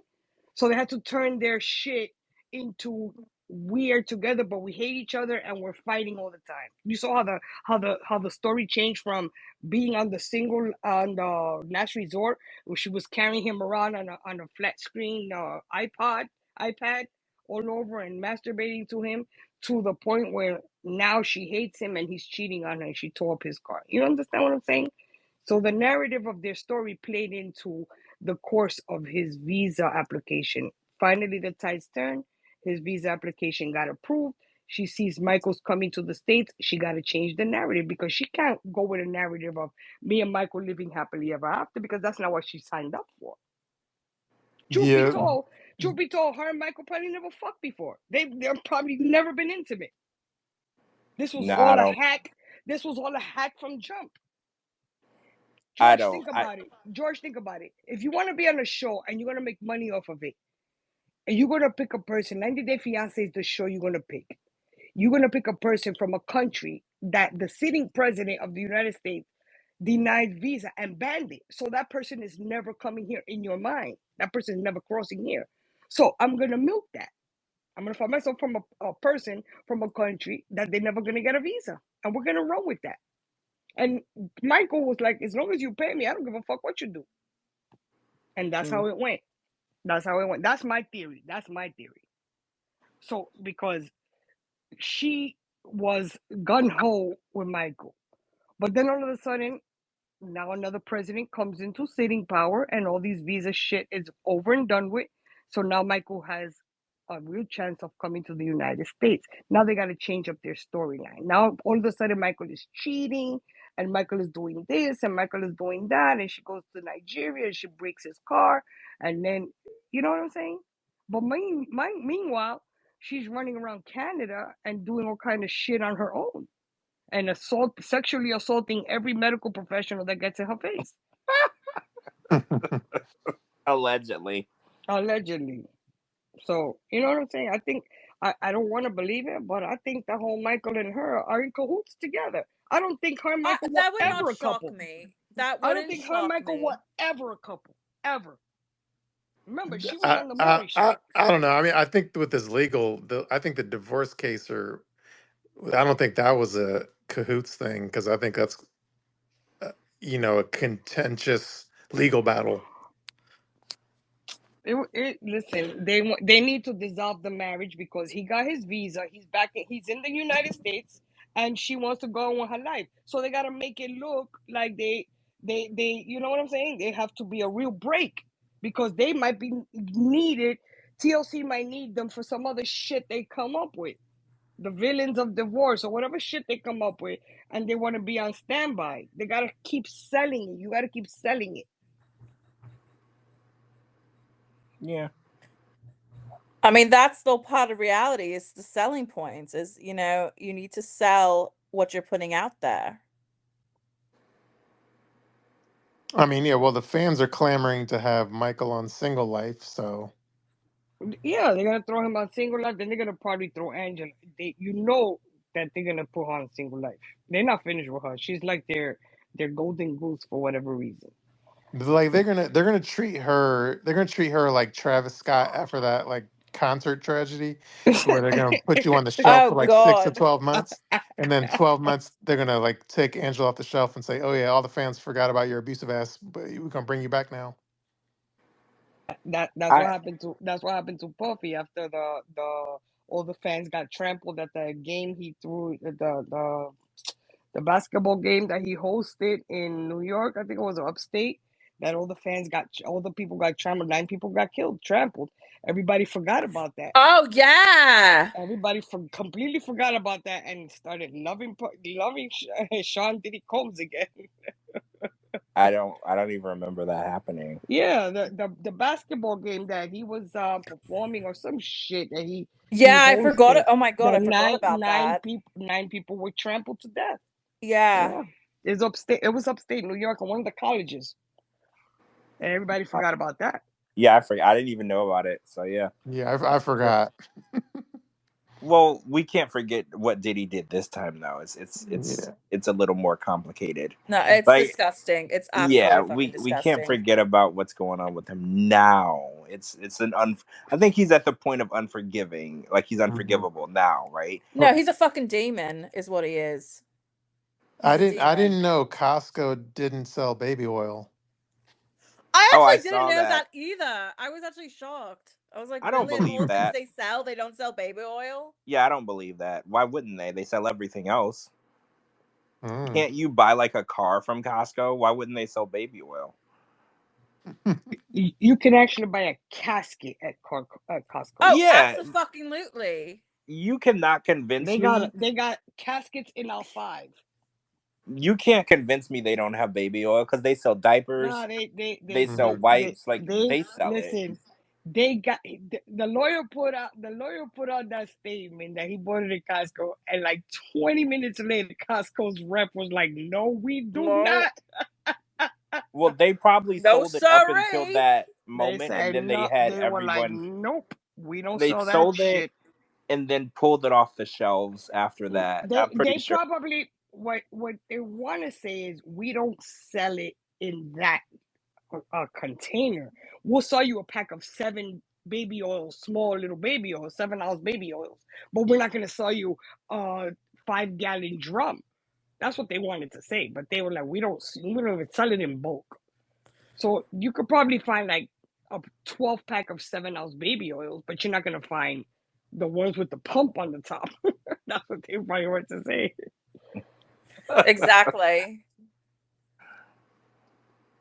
It's just wild. I mean, it's just everything, and it's crazy. Like, it's you're looking back at, like, you heard about the Diddy parties and like what goes on or whatever, and after a certain time you leave. You don't want to be involved in that shit. But now, like, I don't know if you guys heard the latest about what's going on with J Lo and all the whole thing with the video that she was involved in, as well as there was a tunnel leading from Diddy's house to the Playboy Mansion. I don't know if you guys heard about that. Well, I heard Mhm. about the tunnel, but I also heard that it wasn't true. So And I'm there's a not. grotto. There's a tunnel that they Well, have pictures. I heard about that too, but I saw, how Twitter does like community notes, Yeah, of course, and yeah. it said that there was links saying where it was debunked, like it wasn't true.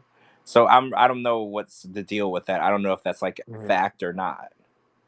Yeah, I just saw some pictures recently, like literally today. That's why there was like a tunnel a grotto um that went underneath his house. Um but I mean, it's just not shocking. And if we're gonna go on the subject of, people like Diddy, why don't we talk about David Geffen, number one rapist in Hollywood? I'm sorry, You who? know, David Geffen of Geffen Music. Geffen Music, like Geffen Records. Yes. I've heard of that label. Who was on Geffen that why do I know that? Every single person you probably listened to have been on Was was Ashley Simpson on Geffen? she I might think have I been. think Ashley Simpson's first album was on You Geffen. I don't know who he is. I never heard of him. You Well, guys, he is like one of he's really up there. He's up there with you them. guys, you guys want to hear a funny story? So there's a lady that she's a drug addict. She stands at the 7-Eleven at the corner of my house. She's pretty, about probably in her 30s, but she looks a little bit more older because of her drug abuse. Um, and I always say hi. I offer her, I buy her coffee whenever I pass by, whatever. So she's like, "Oh, you heard the shit about Diddy?" And I was like, "Yeah, that's crazy, right?" Diddy. She was like, "You know, nobody gonna believe me, but I was at Diddy's parties. I went to 2 Diddy parties, and I seen all that shit that was happening. But since I'm a drug addict right now, nobody gonna believe me. But I'm telling you, I went to Diddy's parties." I was like, so I was like, you know what? I believe you. And she's like, you believe me? I tell her, yeah, I believe you went to the Diddy parties. She's like, yeah, yeah. I could tell you all the shit that was happening. I said, okay, I'm gonna go to my car and get a pen and a pad. I'll be right back. And I took off and left. But she's convincing everybody that she went to a Diddy party, a couple of Diddy parties. And I'm like, you know what? Maybe she did go to Diddy parties She because probably did. I mean, and she's by the way, now she's all sorry. fucked up and drunk, like a drug addict. Maybe that shit fucked her up. This was a Of course it crackhead in fucked her up. I mean, if Pennsylvania. you guys have been to like Yeah, any standing outside the 7-Eleven. She's always out there, and I always buy her coffee or give her a donut or something. She holds the door for people like it's a job. So she was like, yo, yo, yo, did you hear the shit about Diddy? I was like, yeah. She's like, you're not gonna believe me, but I've been to them Diddy parties before. I was like, really? She's like, yeah, I did. I was like, oh shit. I Did you ask them if they have a white outfit? I told her, I was like, yo, I'm gonna come back tomorrow so you could tell me all about the party. He's like, yeah, I yeah, come have back, come back. I And have George, some. by the way, it's Interscope Records. Wait, I thought you said it was Geffen Records. David Geffen is the owner of Interscope Records. Okay, so this isn't the same thing because I remember there being a Geffen Records back in the day. He I, I, he's he that was him as well. So Oh, so that was him as well. yeah. I thought, I I'm just thought, I saying thought, I I know thought. people who have like worked with him and has, they allegedly, I'm going to say allegedly, um have dealt with sexual abuse, like rape, all that shit, and that is the music industry. And it's just now coming to light, but that's always been the Well, music industry. Like Clive Davis, he gave Puffy his record label, Bad Boys. I mean, and now he denies even knowing who Diddy is. I mean, it's just that's the entertainment industry. well, not to sound like insensitive, but when people tell their stories, this is gonna sound bad. I'm trying to figure out a way to say it. When people tell their stories of being in the music industry and the really horrible things that they've been through, I hate to say this, but absolutely none of it is shocking to me Well, that's not horrible to say. I mean, and because, think about it. A lot of times, it's the managers who set these people up, who set these artists up.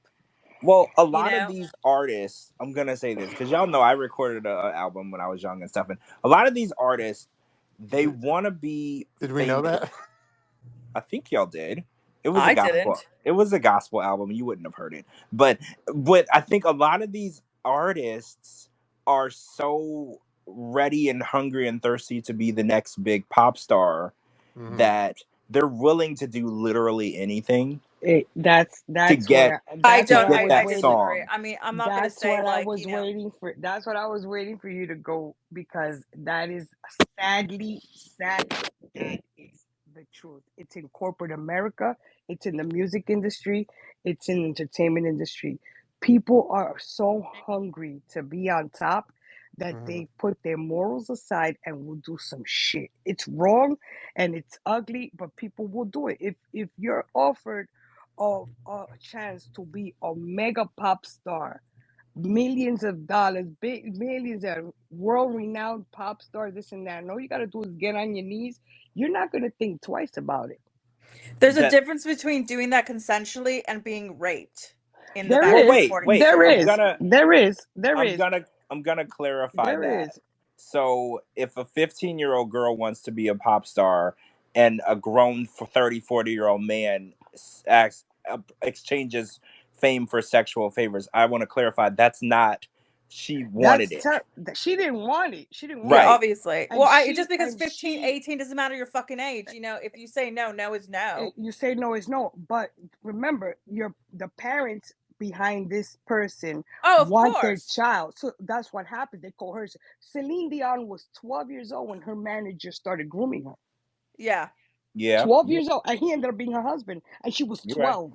And she was 12 because the Um, parents have a lot to do with it. Look at all the Oh, kids from absolutely. Justin the Bieber's parent, parents sold him. Sold the him. Macauleys, the Britneys, all those parents, they Yeah. just want your kids to be famous and they push you. And no matter Exactly. how many times the kid tells them, I don't feel comfortable, I don't want to, they made me do this, the parents are only thinking about themselves and not the Yeah. child. I So mean, who lets their 12-year-old go with 6 hours on a private jet with some record producer when they're 14 or 15 years old with no parents there? mhm. Yeah, I They agree. sold them. So I just want to wrap this up because I just wanted to say I want to clarify a little bit too. I don't want to say that anything that these people have told us their stories is okay, but I'm not shocked. And the stuff that Diddy did, I just want to throw this one little thing in there. So Cassie had a song back in the day. It was called "Me and You," and it was this massive hit. And I said I actually said this statement long ass time ago on the radio that you have to be the most powerful record producer in the world to take a untalented girl who had her head shaved at the time, like who wasn't even that attractive, wasn't that talented, and make her the biggest, give her a number one hit. I was like, you have to be the most powerful man in the world that you can literally take anybody off the street. And he proved this by making a show called Making the Band. Yep. And he literally was like, I'm so powerful, I'm so big in this industry, I could literally go out and pick 5 regular homeless people off the street and make them the next big thing, and he did it Did, over and over. Oh George, So did yeah. you George, did you Uh, ever watch the Chappelle Show spoof on that? Hmm. I yes. don't know if I That's did on Making the that's Band. fucking Yeah, I saw hilarious. that. That's fucking hilarious. Chappelle Show spoof on Making the Band. Watch that. But let's get back to 90 Yeah, Day yeah, yeah. Let's screw people. that. I just wanted to clarify that. I don't want to say that I don't sympathize with the people when they held their stories. I'm just saying that being close to the industry and hearing so many different things, nothing that, and I know a lot of people are like, this is the craziest thing I've ever heard. None of it is crazy to me because it's just the Oh, industry. absolutely. Yeah, I agree with you. Yeah, so steering back to 90 Day, and as far as like trying to be a star, so apparently Portia, Big Ed's fiance for a day, Oh. she Oh, released her own oh, statement. I saw her. I was like, who the fuck is Portia? I don't know. I don't even know if that's a real name, but she released a statement. I don't know if you saw it, but I could read it real quick if you'd Yeah, like. let's hear the statement. And the favorite part of the statement is like the last sentence, but let me just read it real quick, Yeah, the I whole read thing. that. Go ahead, Shaboots. Let's see. So it says, I want to clarify the speculations surrounding my engagement to Ed. In my perspective, I believed it was solely for publicity rather than a real engagement or a commitment in any way. Given our acquaintance, given our acquaintance of less than 24 hours, there's no way I would have genuinely committed to that. I am not engaged to Ed, despite any perceptions to the contrary. We are not together by any means. I want to thank everyone for their incredible support and understanding during this time. Your kindness means so much to me as I navigate forward. I just like the last sentence. Your kindness means so As much to me she as I Who navigate the navigates, fuck forward. does she think she is? navigates forward Translate. towards what? Now, Shabooty. What? Now, Shabooty, translate that for us in 90 Day Fiance Well, jargon. well, the I I want to don't be know a about reality star. I don't know There about the you go. translate. I don't know about the translation, but the joke I made on Instagram was she's navigating forward, as in she's taking her paperclip ring back to Staples. Oh my god. The Anyway, translation to that is I made a fool out of myself with this little frog man because he's on TV, but TLC turned me down. So now I got to go back to doing whatever the fuck I do at Target. Thank you. Exactly. Thank you for being kind to me. And n- n- now I'll be good now I luck. got to go back to stacking shelves at TJ Maxx with Yeah. Lauren. Now I Oh got to no, go back. not that. Now I got to go back to the Waffle House and So hope I don't get my ass beat. But it was cool that Ed picked me, but it was for publicity.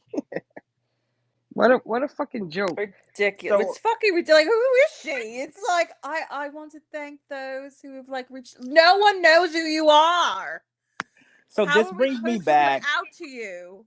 this brings me back to the statement that Michael made. So when I was like, "Oh, should he be making statements?" But let's say that Portia has made a statement. So this girl who had like literally 18 seconds in the spotlight is now making official statements, like she is now Jennifer Lopez. It's fucking ridiculous. This is like, oh my god, it's fucking insane. I'm sorry.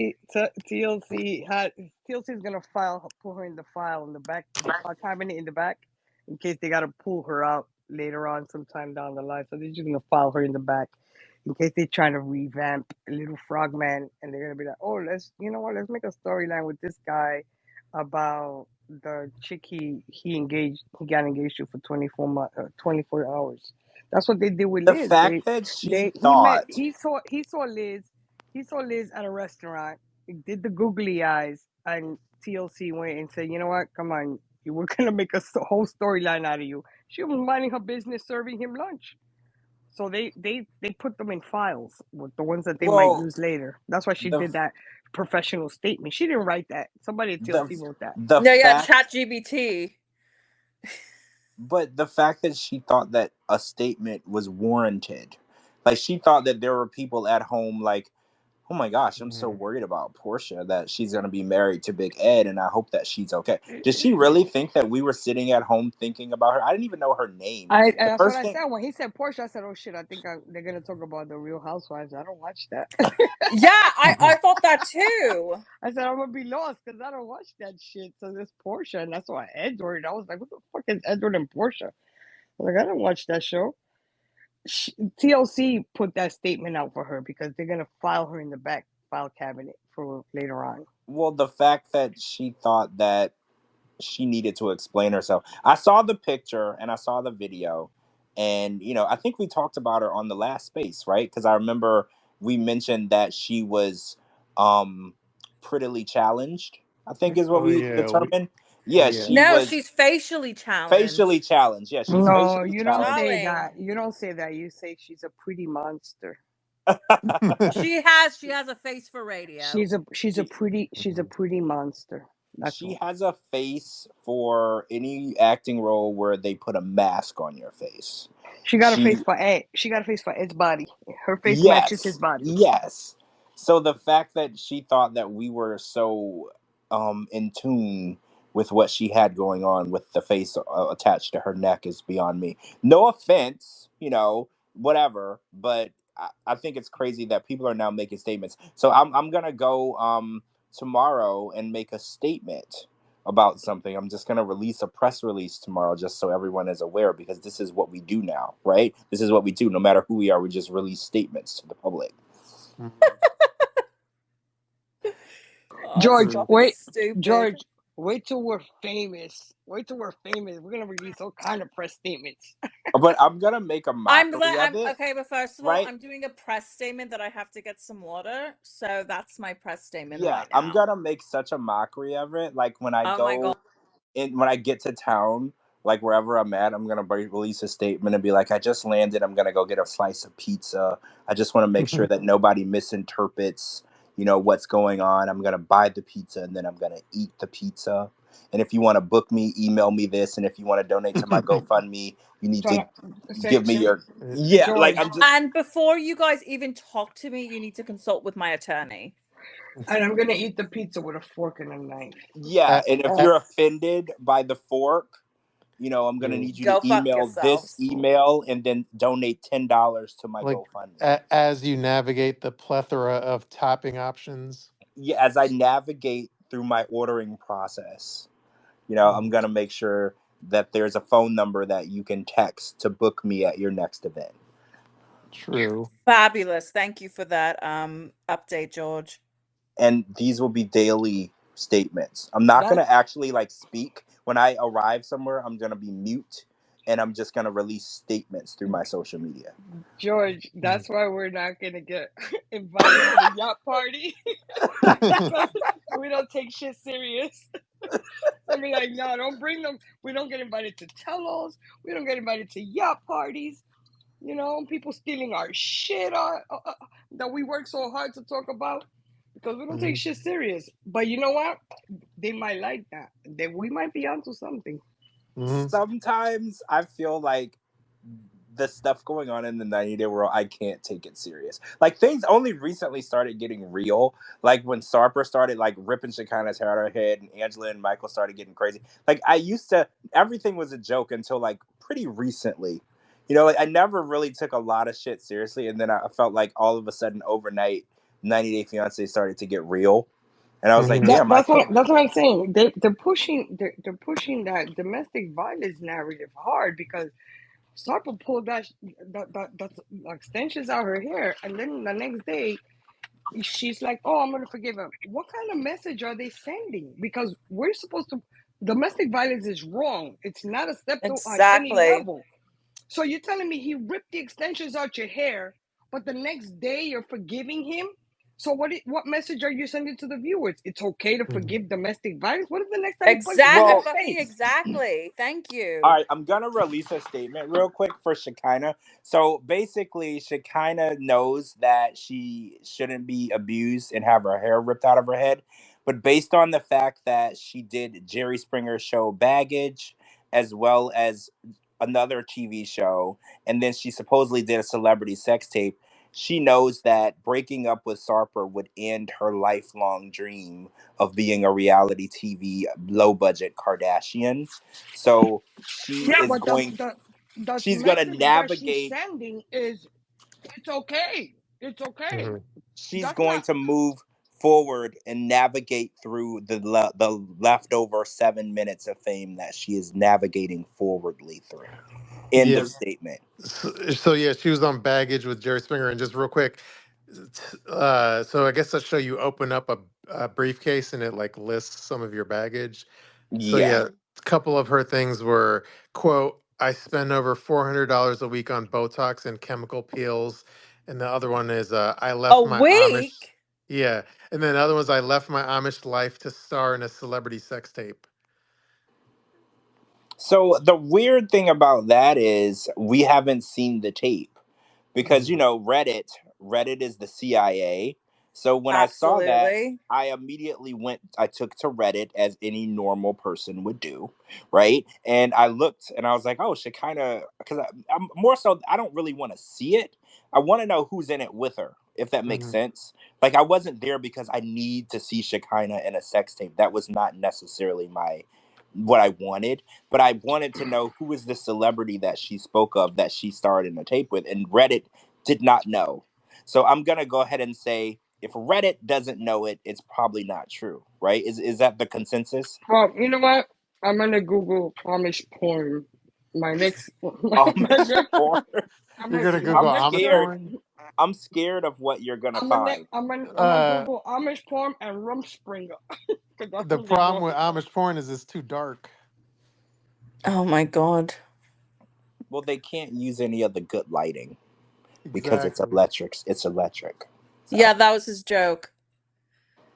well, yeah, because they'd have to film like outside in the sun and use like natural lighting, and everyone knows natural lighting is the worst possible lighting you could put on your face, let alone your ass.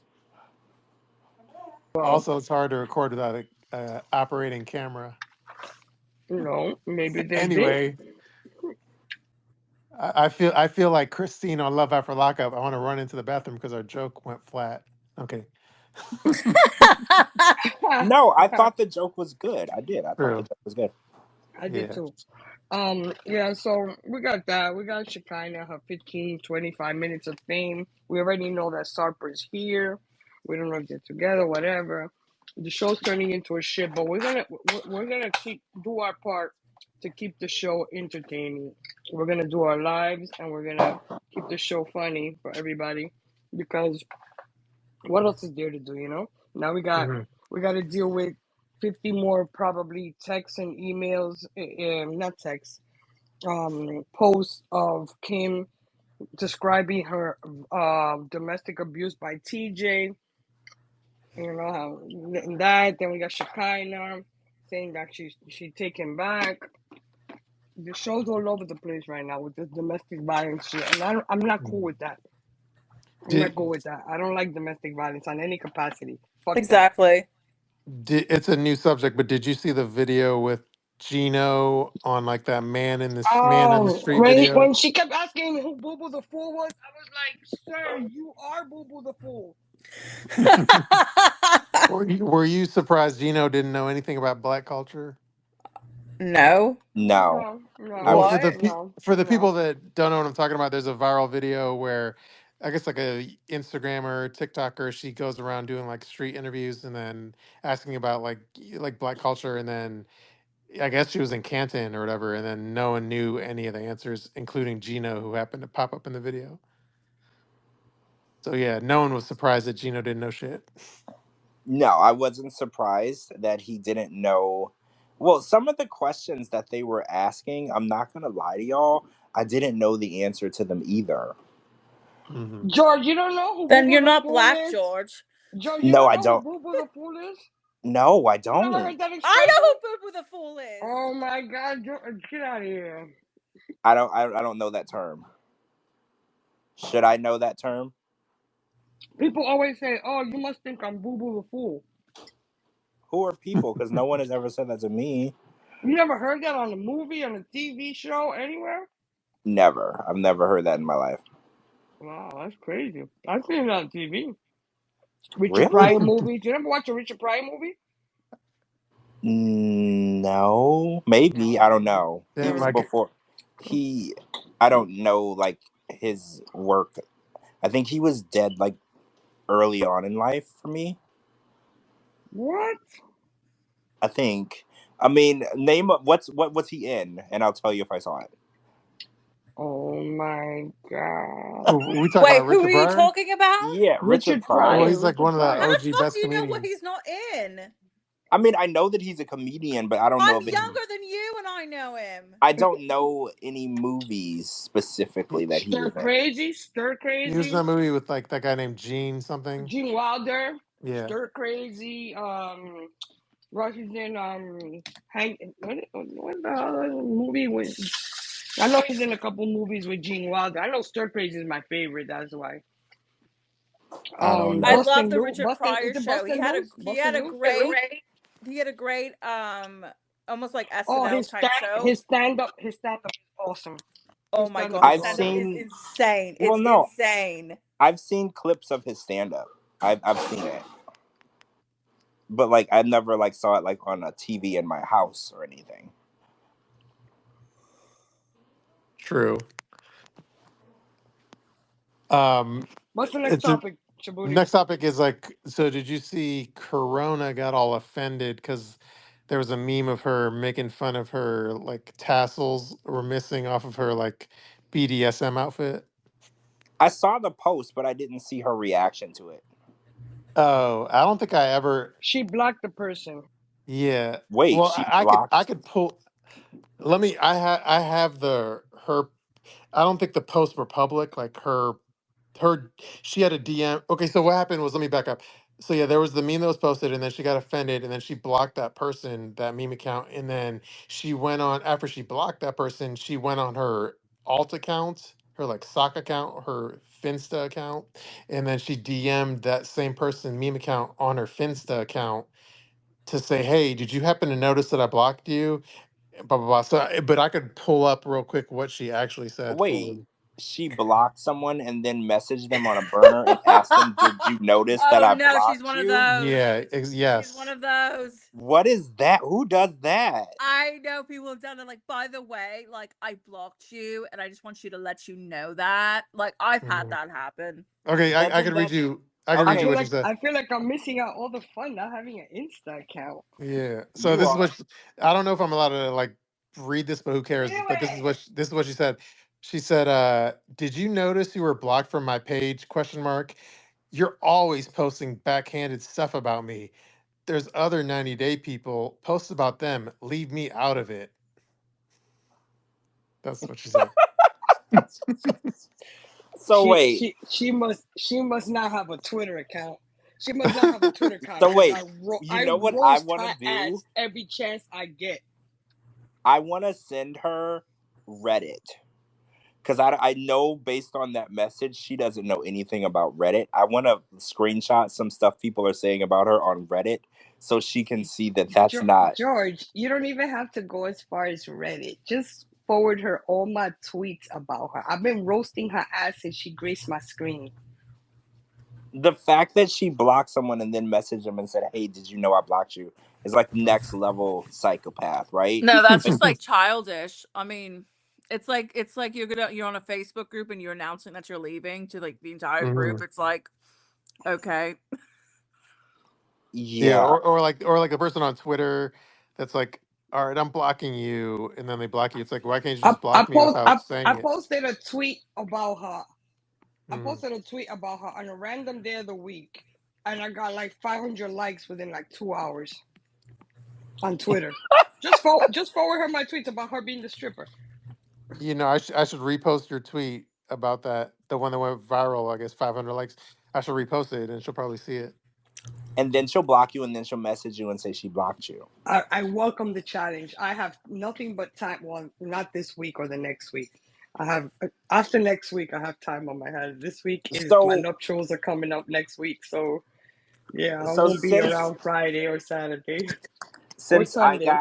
I got the black card rejection tonight, I just wanted to bring up that Corona has been like shopping around her black card on the show each week. Like, I don't know if you guys have noticed, but she's like been trying to make it very clear that she's a black woman. Yes. Like, she's Yeah, been like selling it really, Yes. really she's. hard. I don't like that. I don't like that. What did you I think of don't her like that. meeting? What did you I think of don't her like that. meeting the black people in Iceland? See, I found it really strange that she went to a country where there's barely no black people, and then she went and found the only 3 black people so they could I be don't like that. friends. I don't Like, like that's that. kind of stereotypical. Like, you know how people are like, oh, all black people know each other? She literally Mhm. went to a country that didn't have that many black people and found all of the black people and got them all to hang out. It's just really, but it's not just that, though. It's like the fact that she's selling so, like, hard that she's a black girl. And it's Mhm. like, you don't really have to tell people you're black because you're black. I can see you. Like, and I feel like when You're a people are, black person. You're a black woman in a predominantly white country. but she You seems don't to have to think, dress. You don't. Your outfit. You don't have to add those outfits to the mix. You already stand out well, because that was my thing. It's like she makes it seem like people are going to forget that she's black or forget that she's eccentric. And it's like, first of all, I don't want to like come across as like rude, but she's not black. She's her skin is black and she's probably black like genetically, but like personality wise she's like Mhm. a valley white girl, right? Like, Mhm. based on the way she talks, based on the way she acts, she don't know black folk. Like, she's never been to the hood, you know. Like, you can tell. You drive her to the wrong part of Philadelphia. don't let. Oh, sorry, I dropped my phone. Don't let that fool you. She eats bologna sandwiches like oh we all do. Sometimes when we at home, we make those bologna sandwiches and we have the hot comb on the stove and we get our buckshots. She's just trying to be whitewashed. She's not, and it bothers me that she went all the way to Iceland, one of the whitest countries in the world practically, where very few, it's not diverse at all. And then she's like, oh well, why don't you speak English? How are we supposed to conform to you to teach English when we speak Icelandic? We are Iceland, so she took Right. offense to that. Like, how dare you not teach your classes in English? How would you like to be in labor and your midwife cannot understand that you're in pain or what you need? That's you don't when you're in the medical profession, you got to speak the language of the people you're tending to. There's no half stepping about that because people have to tell you when they're in pain or what they feel. Yeah, You yeah, can't you're depend right. on the translator to tell a person that's in pain and in agony, what did she say? What did she say? What did Well, she a say? lot You of can't. times when people are in pain they can't really speak, so you have to know what's going on in the medical terms in the language that they originated in. And it's just interesting to me because she keeps selling herself as this Ivy League educated intelligent Mhm. person, but every time she opens her mouth I just see a moron. Yeah, but then And there's the downfall of her leaking that her and Iggy did the whole show as a joke. So now everybody's like, "Well, this shit is not even real," because they said this. They said they were coming on this show as a joke. did they say Yeah. that really? Yeah, Yeah. yeah. That's Well, all over. he did it. He did an She interview. said that. Yeah, that they just did it as a joke. They were friends, and they say, you know what? Let's go on the show as a joke. Well, Yeah, that that's kind of makes sense. I can see that. yeah, that's why it makes sense because then that's why she didn't do a research on the program she wanted to attend. That you know what I mean. So she like didn't do any research on anything because it was a goof, I guess. Well, now that you say that, that makes it a little better because the person that she acts like on the show is an idiot. So Hmm. maybe it's better that it's fake because maybe she's just not as dumb as I thought she was. Yeah, but Because this is what I'm telling you about the show that we are watching. We're tuning in to see a couple, a black girl going all the way to Iceland. Iceland is one of the countries we've never ventured to on our screens, so we're yeah, excited about seeing Iceland and all this shit. And then you're gonna turn around during the season that we're all waiting to see and say, well, you know what? We're not really a couple. We did this shit as a joke. So anything you see on here is not real. So now we're like, okay, what the fuck is going on here? At least wait till the yeah, season is over. That's the same thing as Statler. I know a lot of Statler fans are on here, but that's the same thing Statler did. Styler came on there and said, well, you're going to see me acting like a bitch because I found out that Dempsey was cheating on me and I didn't want to do the show because I was just trying to save her thing. So, yeah, this is what you guys are going to see. So now we're watching the show and we're all like, well, you know what? She's not really having an anxiety attack like she claimed. She's doing it because she found out Dempsey was cheating. So now, you know what I'm saying? You're spoiling the show for us, even if it's reality and it's scripted. But don't come on there and tell us what's going on, because now we're not even interested in this shit anymore. Oh, well, that's Yeah. why I've been defending Statler. Oh, well, she's not really having an anxiety attack. She found out Dempsey was cheating and she didn't want to continue doing the show. So that's why she has, oh, but why did they continue to film if this is, like, why would they disclose that information? Oh, we thought she was having a real panic attack. She's not having a panic attack. She's just pissed off that she had to film to save face for Dempsey because she caught Dempsey cheating.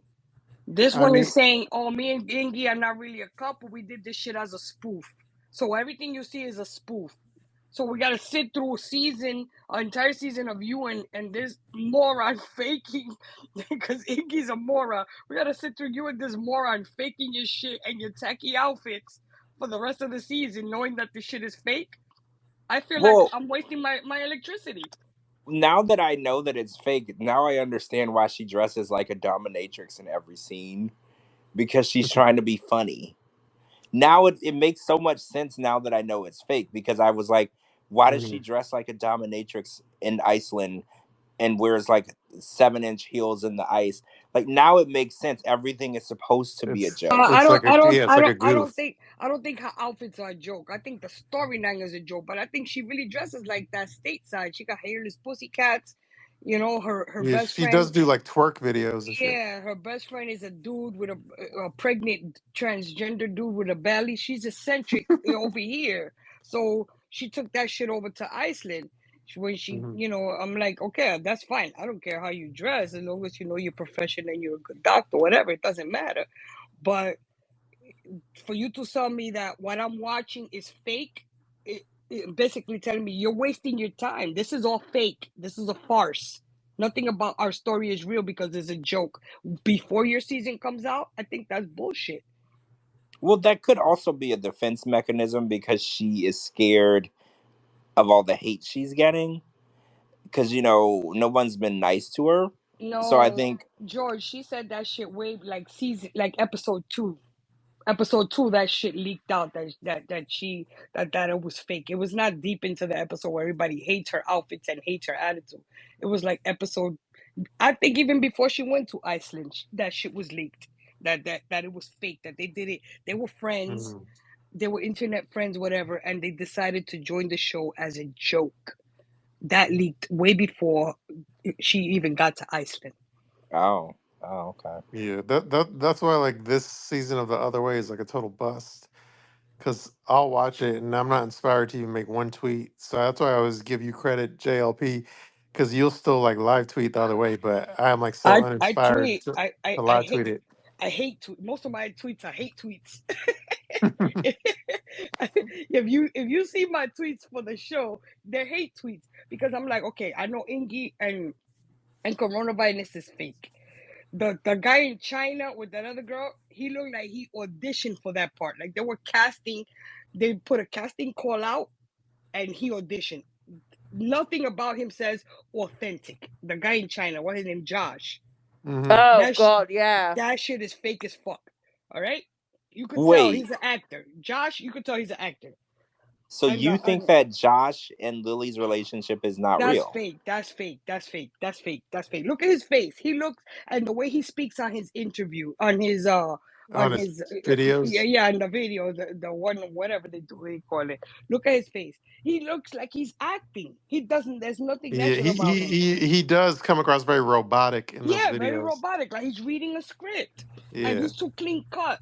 He's too clean cut for that. Oh, I just hopped on a plane and broke and came to live off of this woman in China that's a millionaire. And then they're pushing the line that she keeps, oh, I'm spending this much money, I'm spending that much money.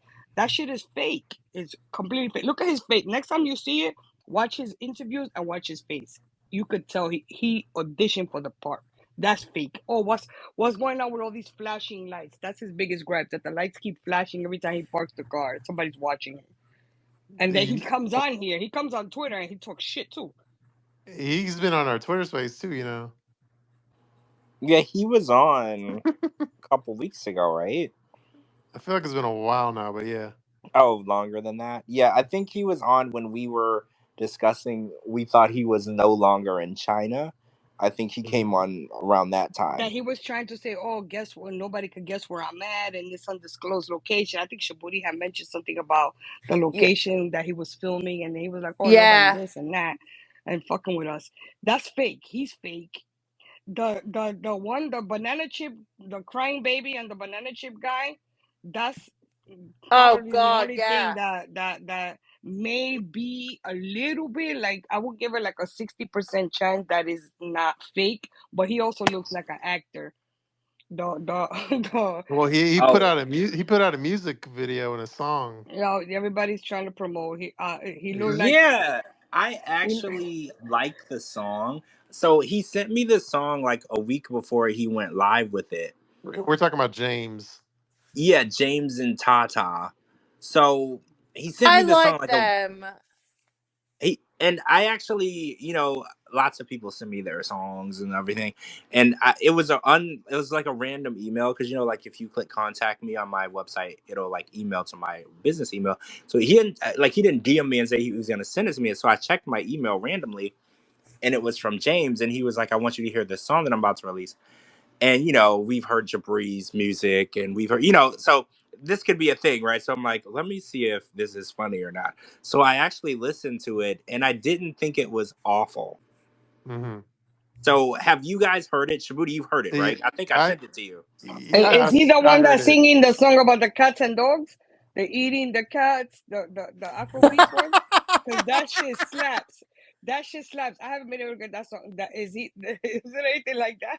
The eating the cats and dogs song. They're I know eating the y'all heard cats. it. They're eating the dogs. No, the Afrobeats, the South African guy that made the Afrobeats song to the eating cats and dogs. If you haven't heard that shit, Google it. That shit Okay. Oh, it's slaps. fucking hilarious. That shit slaps. I don't know that one, but Facts. as far as I'm gonna James' send it. I'm song, gonna send it to you guys.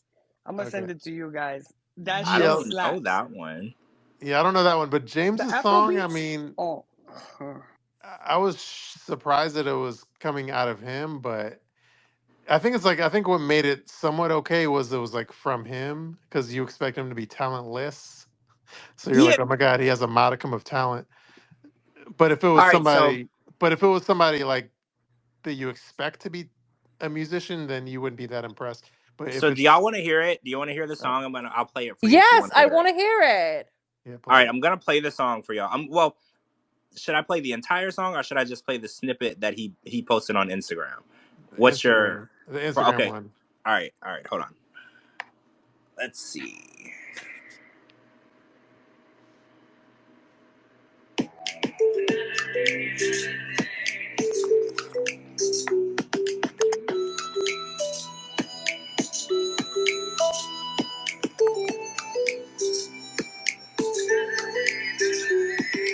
We're gonna go when the sun dies, thinking about the reasons why you still try. It's just another day, just another day. Close your eyes to start a new life, never too late to make a change, right? Just another day, it's just another day. Now you can fall or stand up just as tall as you want to, as you want to. You could lose it all or crawl till you can put your feet beneath you, beneath you. It's just another day. My car broke down, I got bills to pay. It's just another day. Got demons in my head that I have to face. It's just another day. Someone's always got something to say. Life's just a game we play. It's just another day. Rise and shine. Okay, I think that's good. Always late, but That's never good, George. all right, so I what do like y'all it. think for real? I like it. Really? Hmm. I don't hate it. That's how I felt too. I don't hate it, right? Okay, so one of our listeners in the chat said, "Laugh out loud. Song sucks. Sounds like a Disney song." Maybe that's why I like It it. kind of does sound like a Disney song. You know what? I'm with that Well, comment. yeah, you're Mr. Disney. I know all the Disney songs. This could have easily been an Inside Out. Okay, the Inside Mhm. Out 2. This could have Oh easily my been on the soundtrack. god. Oh my god. So JLP, what are your thoughts? What do you think of the Yeah, because song? you're the Russian judge, JLP. We got to get your.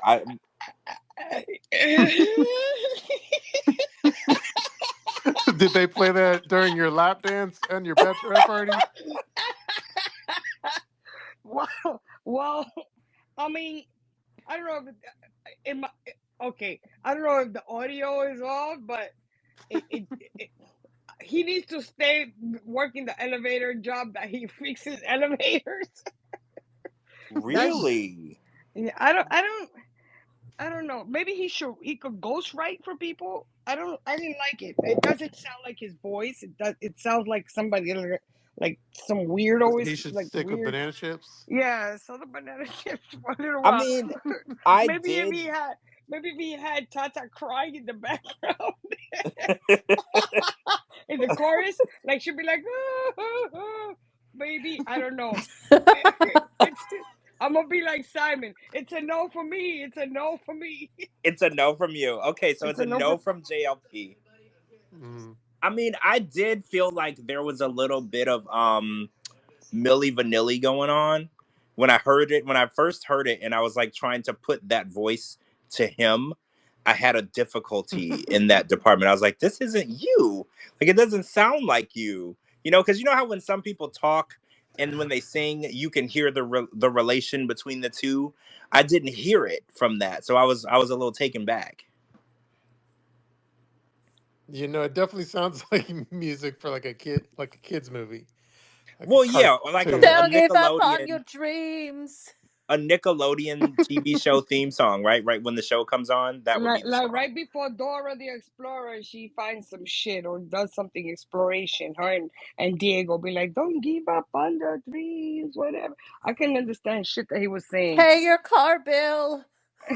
Well, yeah, I got a bits in there about his car insurance, about his car breaking down. He should have thrown in. Listen, he would have sold me if he would have thrown in some banana chips like a reference and Tata in the back just crying in the background. That would have sold me. I guess the premise of the song is like being on the day-to-day grind. So he's like, there's a video for it, and it's like a robot doing like I'm sorry, fucking what? Yeah, the video. Did you there's a not? music video for it, Did you not see the music video? No, I but it's like a Tata's cart. no. brother. No, Tata's no, no, no, no, brother no. is the You animator. better post that shit right No, now. but it's like Do it's not it. like it's a cartoon It's kind a of like cartoon, it's like animated. guys. It's a cartoon, and Tata's Like brother is the Caillou? animator of the cartoon Nah, video. come on, George. That's gold. We gotta see that. Maybe he does have talent. Who knows? But I we have to thought that see it. it was better than Jabri's music. I Don't did. deprive. Don't deprive me. Don't deprive me. Don't deprive me of that visual. Now that I I picked the song, posted the video on my Instagram, but you I don't have do an not have an Instagram. Instagram. You're my I'm gonna. Instagram advocate. All right, so let's put our foot down. So after today, you are on notice. You now have 10 days from today to open an Instagram account. I don't even know how to begin to It's not open hard. There's children Well, that do it. Instagram. It's I not you have don't. hard. you I have a don't Facebook even know what account. to. No, I don't have Facebook. I don't have none of that shit, bro. All I have is Twitter, and it's because of the show that I got Twitter. But you're missing a lot of like really good I stuff though. know, I know, I know. I got Reddit. I have Reddit and Twitter. Reddit is good. I applaud you for getting on Reddit. I applaud I that. go on there and I troll on Reddit and I look around to see what they're talking about, if they're talking about any of us or any of our shit. But then I get off because they're like weird on the Reddit. It's that's like a weird community. It's a They're like cult. It's definitely it's a like a cult. gang. There's like a gang over there. Yeah, it's a cult. They I have a gang. remember. They have gang mentality over there. They all I just hop remember. on you, and they all ride. They're pretty nice to us, I think. But They have Well, their moments. They have their moments. They steal my shit a lot too over there, but I you know. remember when Scott's moderate. Okay, so remember there was a Scott. I hate Scott thread, and the Yes. moderator of that got into a car accident, and then Scott was mhm, basically like, "Too bad you didn't die" or something. Like that's how they talk to each other on Reddit. So I don't mhm. ever spend too much time on Reddit because it's just the level of hatred there is like off the charts. And like I don't care who I'm talking about, even if I dislike you. I, I realized like they're like us on Twitter will say, well, I don't like that bitch. She this and that. They'll go deep. They'll be like, I hate her mother for having her, and yeah, fuck her it's father, another and they level. should all die. They say like Yeah, some really angry No, shit Mhm. over it's there. like it's fucking like cult creepy psycho talk. yeah, and those They people will have a like they have stalk you and take yeah pictures of your house and then send the yes pictures of your house yes. to you. Like those I are the tell you. people. It's a gang. It's a gang. Yeah. One person So makes one tweet and the whole gang piles up on that tweet. yeah. And it gets with every post, it gets darker and darker and darker. I stay away from that. I just go on there and I look around and see what's going Mhm. on, and then I come because I get a lot of alerts for it. That's probably why you were shocked when Reddit banned Lauren. I was like, fuck Yeah. my life. They I banned was very Lauren. surprised. They didn't even ban Scott. Like I was like, what are you You, doing that you're you, getting banned from Reddit? you guys saw the post that he put tonight on the chat. He's like, I miss you guys. Yeah, I Oh my reposted that in the god. chat. Wait, Lauren? Yeah, check the. You know, you can read the comments on our Yeah. Twitter space. Click the I little chat bubble on the bottom right hand side. Lauren, come back. I saw that he was live the other day on Instagram. So I joined the chat. I didn't join his live. I joined the chat and he was like, "George, I don't think you can be here. I'm in what do you call it? Podcast jail or something." And I was like, "No, Lauren, I can watch your live. You just can't Mhm. like be on our show." Cuz he was like, "I'm scared of what's going to happen." And I was like, "Don't think that. Don't think Oh that you're my trying god. me being He's here." so innocent. He's They Cuz must so he's have like, innocent. they He, must have lectured the fuck out of him.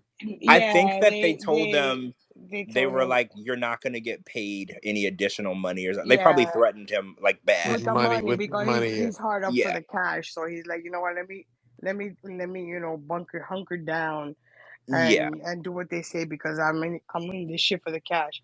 But let me tell you something. That was gold. His his time on our space was gold. I never laughed so hard. He was on a roll. He's like he couldn't stop. And what makes it the funniest is that it was genuine shit that he was saying because he was just rolling with it. It's not something you could just make up out of your head. So I like when we were doing that interview, do you know how when you're watching, I don't know if y'all watch late night shows like Jimmy Fallon and Yeah. stuff. Do you know how they'll have like a list of guests and yeah, then yeah, sometimes they yeah, don't get to yep. everyone on the list? And I was like, if we were a late night show and Lauren was our first guest, everybody else that we had scheduled, we would have sent home because there was no way we could have We shut that we we interview. would we would have shut it down with him. We would have shut it down with him. Right. There's We no Mhm. would have way shut it he down would with have, him. even if we would have had like Ben Affleck, like we were like, you know what? We don't have time for you. You can go home. We're gonna roll. And let me tell you something. Before that his interview on our space or whatever his I used to I'm like, oh, this guy's gross. Oh my god, this guy's creepy. Yeah. Once he got on our space and I heard him start to spit his life story, I couldn't help but say, you know what, this guy's fucking hilarious. And I don't see the maliciousness in him anymore. Like I don't think he has a malicious intent towards Faith. I just feel like he's just trying to survive. He's just trying Yeah. to stay afloat. He's not trying to be malicious. He's just trying to coexist. I Yeah, just want Yeah. to live here and just be, quiet and consume as less as possible and take up as and have a friend, but he has a genuine intent of living as cheaply as he can without hurting her feelings, because I'm pretty sure she already knows that he wants open relationships. They're gonna give that to us as a bombshell on the show, but I'm sure she already knows. But I saw his genuity, and I was like, you know what, this guy's fucking amazing. Yeah, like the edit is almost like he's kind of a little bit of a villain, but then we made him very likable after the Twitter space. Well, some people, I've gotten some messages where they're kind of mad about the child support thing. Like Hmm. people are just like, I can't believe you're supporting him if he's like dodging his child support. And I was like, I'm not supporting him dodging his child support. I'm just supporting that he's the funniest person that I've talked to in a while. Like I'm Yeah. not like condoning anything like that. Right. I just think that he's really funny, and I don't think that he's like dodging child support specifically. I just think that he had a couple of kids with a 400-pound lady that he doesn't like, and he's in a situation like, I feel like people want to make him out to be a bad person without like letting him tell his side of the story. And I feel Hmm. like that gets me sometimes, because there's always three sides to the story. There's one side, the other side, and the truth. So it gets me when people are just like, no, you shouldn't, let them say anything. They're just a bad person. Everybody has a right. Even the Menendez brothers got to take the stand. We give everybody a chance to talk, and you shouldn't make a decision until everybody gets to talk. Yeah, I mean, and yeah, and then I mean, I'll still like he's not. I'll still goof on him and shit. Well, yeah, we're gonna make sure that he's the butt of every joke, but he knows that. Like Mhm. he has. I like his nonchalantness, like he's like, you know what, this is what happened to me, this is my life, and I'm gonna tell it, Mhm. and He's you like know what, I'm he's like real. he's self-effacing Yeah, he's or like, yo, self-effacing. my favorite was the story about the Chinese family he lived with, that they push each other out the window, that they were smoking meth and then they pushed That each other out the does window. stop it. I I'm gonna piss my pants again. I think it was a Vietnamese family because Oh I yeah, said I didn't know Yeah, Vietnamese people do meth. Vietnamese family. He said that they yeah, were doing meth and then she pushed her mother out the window. Yeah. And she was in Oh jail my 6 times. yeah. yeah. Oh my god. Oh my god. That was That was the fucking clip. hilarious. That was the clip that I came across of us on TikTok, and I TikTok. and I was like, "What an amazing clip!" Like, of all the things we talked about in the interview, that was what I really wanted people to hear. So I was happy at the choice of clip. But like, did the TikTok say anything? Like, did it say like Shabooty or George or whatever's Twitter space, or did Yeah, you it know? had our names in it. They Okay. didn't tag me on my TikTok, which I barely use anyway. But like, it Yeah. had the Twitter space. It had like your Twitter name. Okay. Yeah, it wasn't like, no, they didn't steal it. They Okay. just said that this was a clip from the Friday night Twitter space with Shabooty and George, and yeah, it said who we were. Okay. Cool. But yeah, that story, like when I heard the story, I was like, it's hard to hate somebody who can tell a story like this. It's like, I just want to hear more of this craziness that he's been through. So it's hard for me to think that he's just an awful person. Like, people can do awful things but still be like, what's the best way to say this? They can do something Likeable. bad, but yeah, but still be likable, right? Okay, so like, remember OJ Simpson? Like, he did some pretty awful stuff, but people still liked him and he walked away. So it's like, it's very possible to be a shitty person, but also very likable. I think that people, like they say, TLC is portraying him as the villain. They edit because they're editing him to be the villain. But if TLC, and I know that they're listening, because they definitely have a spy somewhere in our chat, in our space.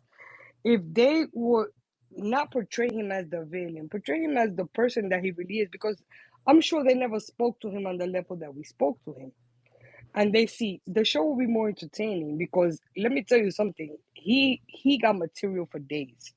He got material for days. If they would just let him tell Faith his story and just go on and on and on about all the shit that he told us, that shit will be a banger. Everybody will watch. They'll be like, "Oh my god, this and that," and he won't come across as such a villain. He'll come across as just somebody experiencing life, and he hasn't been the luckiest person in the world. Hey, I have a question. Shabooty, what did you just post in the chat? So I guess a fan was DMing with Lauren tonight. So Yeah. the fan shared the DMs. So Oh, the okay. DM says that he can't follow you, and he got your No, no. podcast taken Oh, down. for What? some reason, no. There's like well, you know how if you're not logged into Twitter, you can't listen to the space. Right. So I think like people get mixed up. Because there's a lot of people that try to listen to the space and they didn't have a Twitter account and they weren't logged in, and so it wouldn't let them. So then a lot of people assumed that the space was taken down, and it was just because didn't know they had to be logged into a Twitter account. Oh, So I then I got you. think Lauren thinks that the space got taken down, but it hasn't. But the part about him not being allowed obviously is accurate because Shark Well, they told him. said, "Do you follow Shabooty?" And he said he's not allowed to follow you. What does that mean? Well, I could check. I could check if he follows. No, he follows me. I think it just means he's not allowed to be on the Twitter space. Oh, okay. Because I'm confused. I was like, "Why can't Yeah. he follow you?" That's a No. bit extreme. Well, No. because the He last follows part me. is like you should come in and visit. Yeah. Yeah. Oh. He was responding to the part where it says you should come in and visit, and he says I'm not allowed. And then the part about oh yeah, I did the last one, and then the part where it says he got or his podcast second. That part's inaccurate. I think that's just a lot of people try to listen to it, and if you're not logged in actively to a Twitter account and try to click a link, it'll look like it's not available to you, but it's because you're not logged in. Yeah. That's why you created a Spotify and an Apple Mhm. podcast, so we don't have that issue anymore. Yes, and this will. I'll try to have this episode up tomorrow during the day sometime. Yeah, but always remember, Twitter Oh. fans hear it first.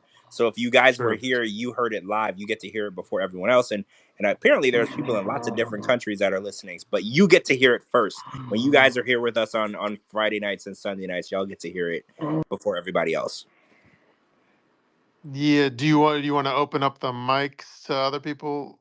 I know Lana always speaks. Did we run through the topics already? That's crazy.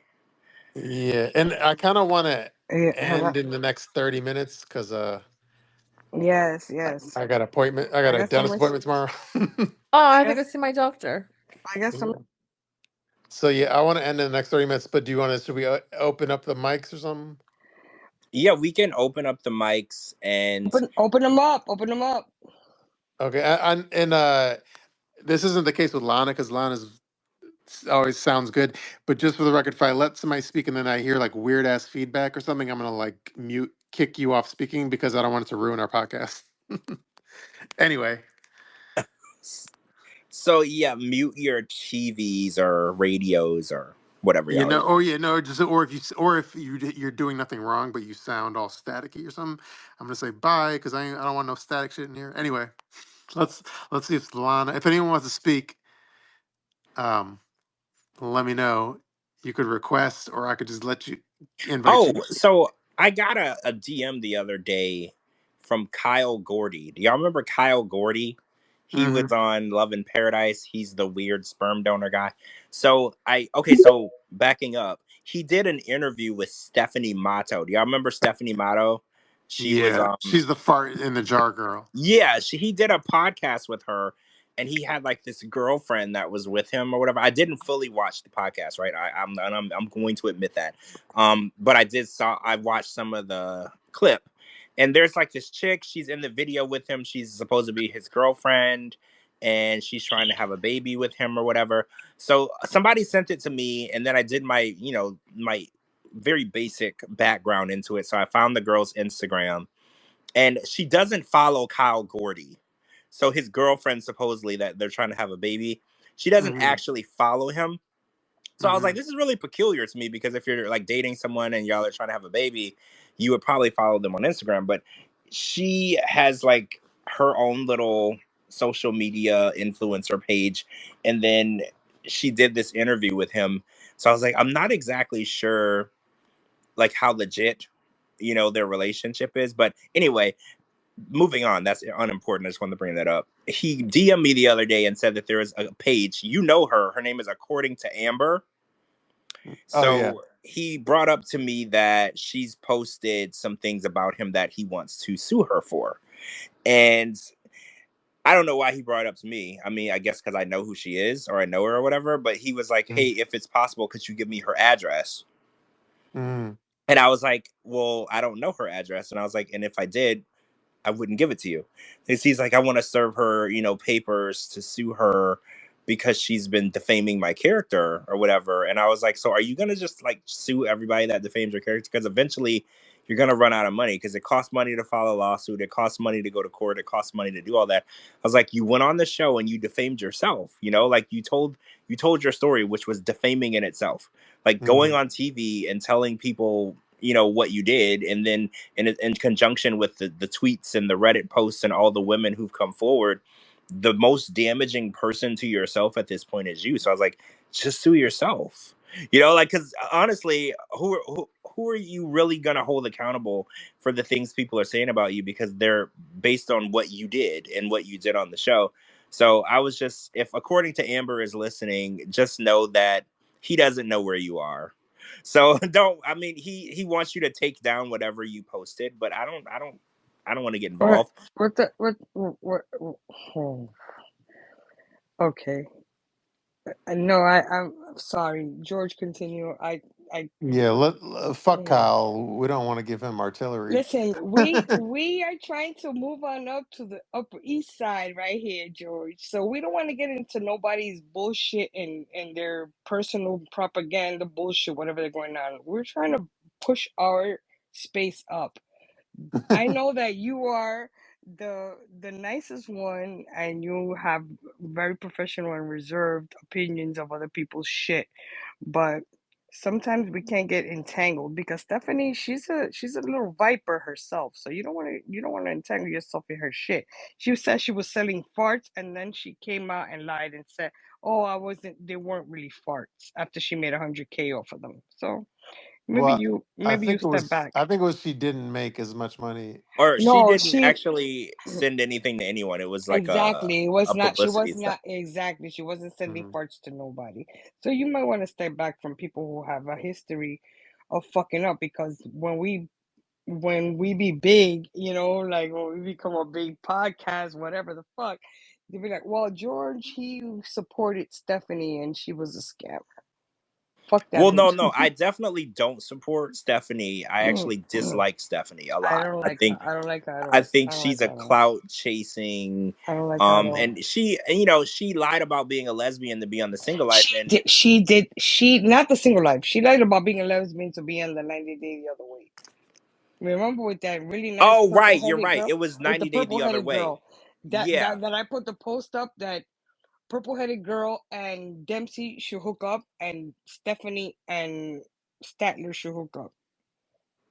I Okay, did a I can I see did that. I did I did a post like that, and people loved Mhm. it. I got like 5,000 6,000 posts. So I don't know how many likes, but anyway. Yeah, Yeah. she was a fucking fraud from the beginning. I couldn't. You know what? There's a lot of people here that have used TLC, have used our show, and it's sad that our show has evolved into such a fucking circus. But it's like we're in college. We got to keep going till we graduate. We keep going to the classes. We keep going to the courses. We keep, as much as times we say we're not gonna watch it. Oh, I'm not gonna watch it. That's it. I gave up. We always tune in. Like, I hate fucking Pillow Talk. I hate Pillow Talk. I don't care. I just fucking hate it. But I let it play in the background. One quick nugget too that we didn't mention tonight was so Angela apparently fired her male attorney and then hired a woman, Yeah. Oh yeah, which I is heard. I heard about that. She had a male attorney, and she switched over to a female attorney. Do we think that makes a difference if you're in a divorce case and someone is accusing you of abuse? Does it matter if your attorney is a male or female? Because for some people, they think that a female attorney can get the sympathy of the female jurors or the judge better than a male attorney. Do y'all agree with that? No, that does not matter. Johnny Depp's attorney was a woman. Oh yeah, it yeah, was. but Yeah, you're but right. But didn't he win it? Johnny Depp won his case, right? Well, He yeah. So won, do you think but that I'm glad he won. But I'm for Johnny Depp. What I'm Yeah, just so he trying to had a say. nice woman lawyer, so Yeah, Angel's yeah, a following woman in lawyer. the So yeah, it footsteps. doesn't matter who the fuck defends you as long as they know what they're doing. Yeah. That's well, like the some people presidency. think Everybody's saying, president, woman, president, man, president. I don't care some what the people fuck. It do could be. think that a female lawyer is more effective because females are more in tune with emotions and sympathy and compassion. So like for instance, some people think that men are a little colder when it comes to like emotions and compassion and sympathy Mhm. in situations. And a lot of times, if you're accused, like in Johnny Depp's situation, everybody hated him.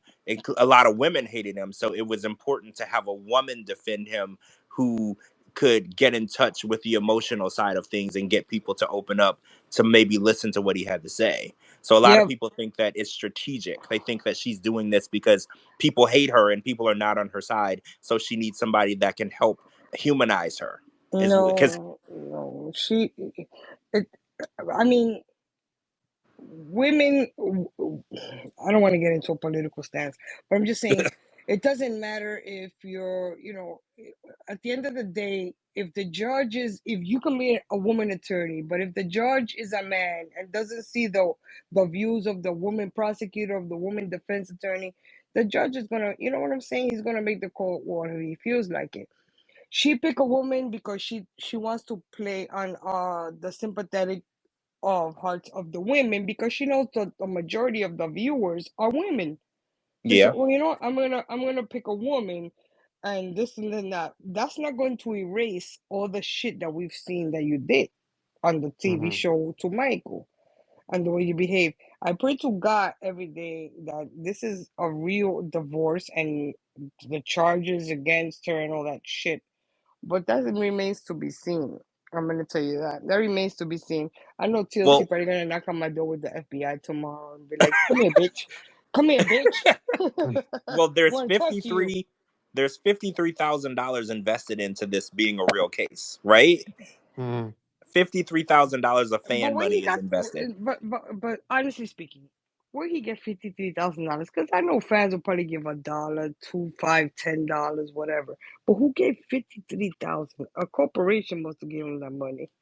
You can actually You TLC can you probably gave see him can that every money. single donation, right? yeah, you can actually go on the GoFundMe and scroll through and it'll tell you the name and the amount Get the of fuck who out of donated. here. Yeah. Normal people, viewers like us, actually donated to that shit. Well, yeah, I think it Yeah. was like thousands of people donating like 20, 30, 40, $50. I don't think anybody really Oh gave shit! like a huge sum of money. I'm Because gonna I'm do pretty a, sure if I'm gonna, someone gave like 5 or 10 grand, I think we would have saw a screenshot. I'm gonna Like this do person gave I know there was like at least like $1,000 donation or something. from really. Yeah. from a person on Yeah, the but they had show. like a goofy screen name. I forget. But Uh, yeah, there was at least like $1,000 donation. I'm gonna do a GoFundMe for my wedding. Well, we have Help to Captain Picard get. we gotta remember though, there's a lot of famous people that are obsessed with 90 Day Fiance. Remember Yes, Chrissy Teigen, Rihanna is a 90 Day Fiance fan. I know that because I love right? Rihanna. I love Rihanna. And Rihanna is a 90 Day Fiance fan. Mhm. Chrissy Teigen, she's not my favorite person because I've heard a lot of negative press about her, the eating babies and pizza and all that shit. So I'm gonna put her in the back burner. But Rihanna, she's a 90 Day Fiance fan, and I stand Rihanna. So yes, but I don't. Yeah, Yeah, she probably I gave think like 10 G's. yeah, I think under a fake screen name, Rihanna could have donated. Yeah, she probably They gave said like 10 G's. Yeah, I think there's a someone lot of said, people that watch it. There's a lot of people. Shabooty, you said some guitarist or something Oh, watches it. yeah. He's a famous guitarist for like like like heavy metal. Like he's the guitarist for Slayer. "Oh yeah, I've heard of that man." Yeah, One, Gary Holt. one of Gary my, Holt in Slayer. you know what? One of my fans just reminded me that 90 Day Fiance took off during the pandemic because Hmm. they were the only show that kept it fresh during the pandemic. You know what I'm saying? Like Yeah. even there was Yeah, a pandemic going on, they kept bringing on new season, new episodes, new episodes, new episodes. So that's where they got the huge following from during the pandemic because they kept it fresh. Well, that's how they got celebrities, because celebrities who were Right, normally right. working and touring were at They home. and we were the only 90 Day was the only shit that kept it fresh. Yeah, and that's how they got people. That's actually when my podcast took off. It's because we didn't have anything else to do, right? Like, so all of us from any walk of life, millionaires to 9 to 5ers, we were all stuck watching the same thing. So that's how we all kind of united in this space. Yeah, for sure. And the uniqueness of it all was that 90 Day kept bringing out like a new season, a new people during the pandemic. So everybody was like, "Oh shit, new people, new season." You know what I'm saying? Everyone was shocked. Like, how are they going to film Yeah, with exactly. So everybody's like, masks and "Oh shit? shit, I don't have to watch reruns of Love Island or The Survivor or that other shit, Naked and Afraid."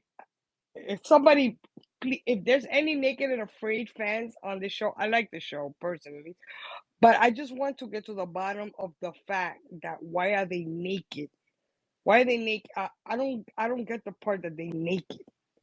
I didn't get it either, because Why they couldn't they gotta be just? naked? Why can't they be combat the elements with a loincloth or a titty bra? Why they That's gotta be what. Yeah, butt ball naked? I want I somebody didn't to get it answer that either. question for me. And it's not I, about vulnerability, because if a naked man and a naked woman stranger see each other, that's not vulnerability. That's let's fuck. I don't get that either. It was confusing for I me want too. somebody to answer. George, you don't know. I watched the show on and off, and I love the show. And I'm like, but why they gotta be naked? What's the Well, big the thing about the weirdest naked part? part is it comes on regular TV, so they have to blur it out anyway. So it No, makes. they blur it out. But I all I But want to what's the know is the point? nakedness. Why the Right. What's the naked? point? If you're gonna blur it out, we can't see it anyway. Make them wear a swimming outfit, like swimming suit, Or or a little loincloth, a little loincloth, yeah. like or little titty covers for the nipples or something. Because the only people who can see that they're naked are the people filming and each other. So like, Right. so they're selling the show that they're naked and afraid, but we would never know, because what we see is always It's always censored. blurred. I It's just so. want to know for the life of me why they have to be naked. Why they just can't be afraid? That's a good joke. You Why should give they it to no? Christine. And I was just saying, why do they have to be naked? Why they can't just be afraid? They're in the fucking jungle in the middle of the night with lions and cheetahs, but they gotta be balls deep out in vagina full of gnats and maggots and shit flying around. I want to know the naked part. Anybody that's listening, please get that information to me and hit me up on Twitter. Lana, do you have anything you want to talk about before we end it? Hi guys. Hey. Hey. Hey, I had a hell of a week. Hey, where's Lana? Okay, Where's Lana?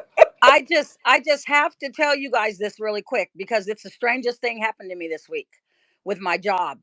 But there is a lady that is missing, and I have all her things. I mean, I basically have her livelihood. What? And yes, and I need help finding this lady, and you guys might be able to help me. This lady, it says apparently she's a media influencer and she has 2.2 million followers. Wait. What do you mean she's missing? I need a little more information. What do you? When is the last Okay, time you saw her? I'll tell you. Okay, the company that I work for is a major company, a major bed and breakfast, I'll say. Okay, supposedly this lady came to stay in one of our places Mm-hmm. with a gentleman for one night. Okay. Okay. My manager calls me the next day and says, Lana, I need you to go over to the unit, make sure they're gone and it's emptied out, blah, blah. So I go to the unit. All this lady stuff is in this unit. I mean, basically her livelihood. So I'm like, I message my manager back and I'm like, hey, their stuff is still here. The guests things are still here. So my manager's like, what? But he said he left at 5 this morning. So she calls him back and he's like, yeah, I left at 5. I'm on my way back to Ohio, but she was still there. And I let her know that she had to be out by 10 a.m. Well, this lady hasn't been seen since, you guys. Well, you know what happened, right? I'm I scared. mean, I know that based on the OJ story, I he know left. based on Dateline episodes. Like Uh-huh. I That's how I feel. so the question is, where is her body, right? Basically, because if he left at five, Allegedly. allegedly, right? Because Yes. why would you leave at 5 o'clock in the morning if you don't got nothing to hide? Why would you leave when everybody's Exactly. sleeping? Exactly. And you know what's strange to me is this lady's things. My what made me so mad is because my company doesn't give a shit. Okay? They just don't care. Now, the reason they say they won't get involved is because the guy rented the place under his name. Her name was not under the place. He So rented wait, it and said there would be two people there. okay, wait. I have a question. Do they have cameras?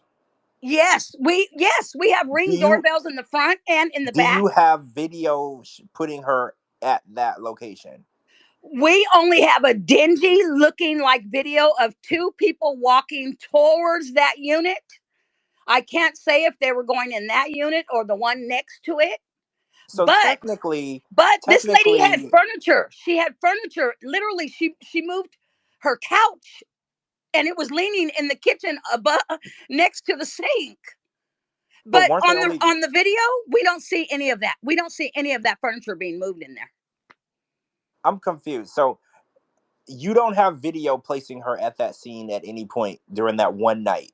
No, So it's not possible. concrete video because It's like I said possible. there's a dingy video, but you we don't know if that's the unit they were going into. So it's possible that he could have did what he did somewhere else and then left her stuff there to make it look like. Yes. So have y'all had any forensic people check the room? Oh no, all they wanted me to they literally first they called the guy and said, hey, you guys have to get this stuff out of here, we got this place rented out. Right. The guy says, well, I'm sorry, I'm already on my way back to Ohio. He goes, but this isn't like her. I don't understand this. He's like, she's a big time media influencer, so this isn't like her. And so because her name wasn't on there, my managers, they won't do anything. So Well, they basically called technically, me back and said, Lana, the lady, could you go back over to the unit? This is 2 days later. Lana, can you go back to the unit and see if her stuff is there? I go back, I clock myself in. All of her things are still the same. Nothing's been touched. My well, manager tells me, well, our buy rules are throw it all away, Lana. So empty that place out. But I told her there's no way in the world I'm doing that. I cannot throw this lady's things away. so It's computers, it's laptops, it's a camera, it's like tripods and stuff like that. wait, have you called the police? They say we can't do anything. My manager tried to tell me that we can't do anything because there's no proof that that lady was there because her name was not on the unit. But why can't you just call the police and say you found all her stuff? And just file a report and say that you found all her stuff. You're not necessarily saying that she's there. You can Mhm. just file a report and say, hey, this person who never checked into our hotel, all of her shit is here. You and then give it to them so they can enter it into evidence. You know You what? know, That's because yeah. But my manager told me because she has a friend who is a cop here in my town.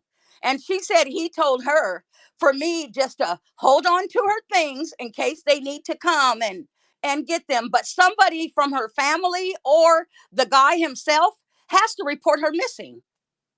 so wait, she hasn't been reported missing, No. so she might not be missing then. Yeah, but I called every hospital here in town. Wait, wait, I wait, wait, called wait. Like, psychiatric do you hospital. you you know the lady's name? Like, Yes, I found her. Well, if it's her, he told us the name. He told mhm. my manager, well, this is who she is. And he gave us this lady's name.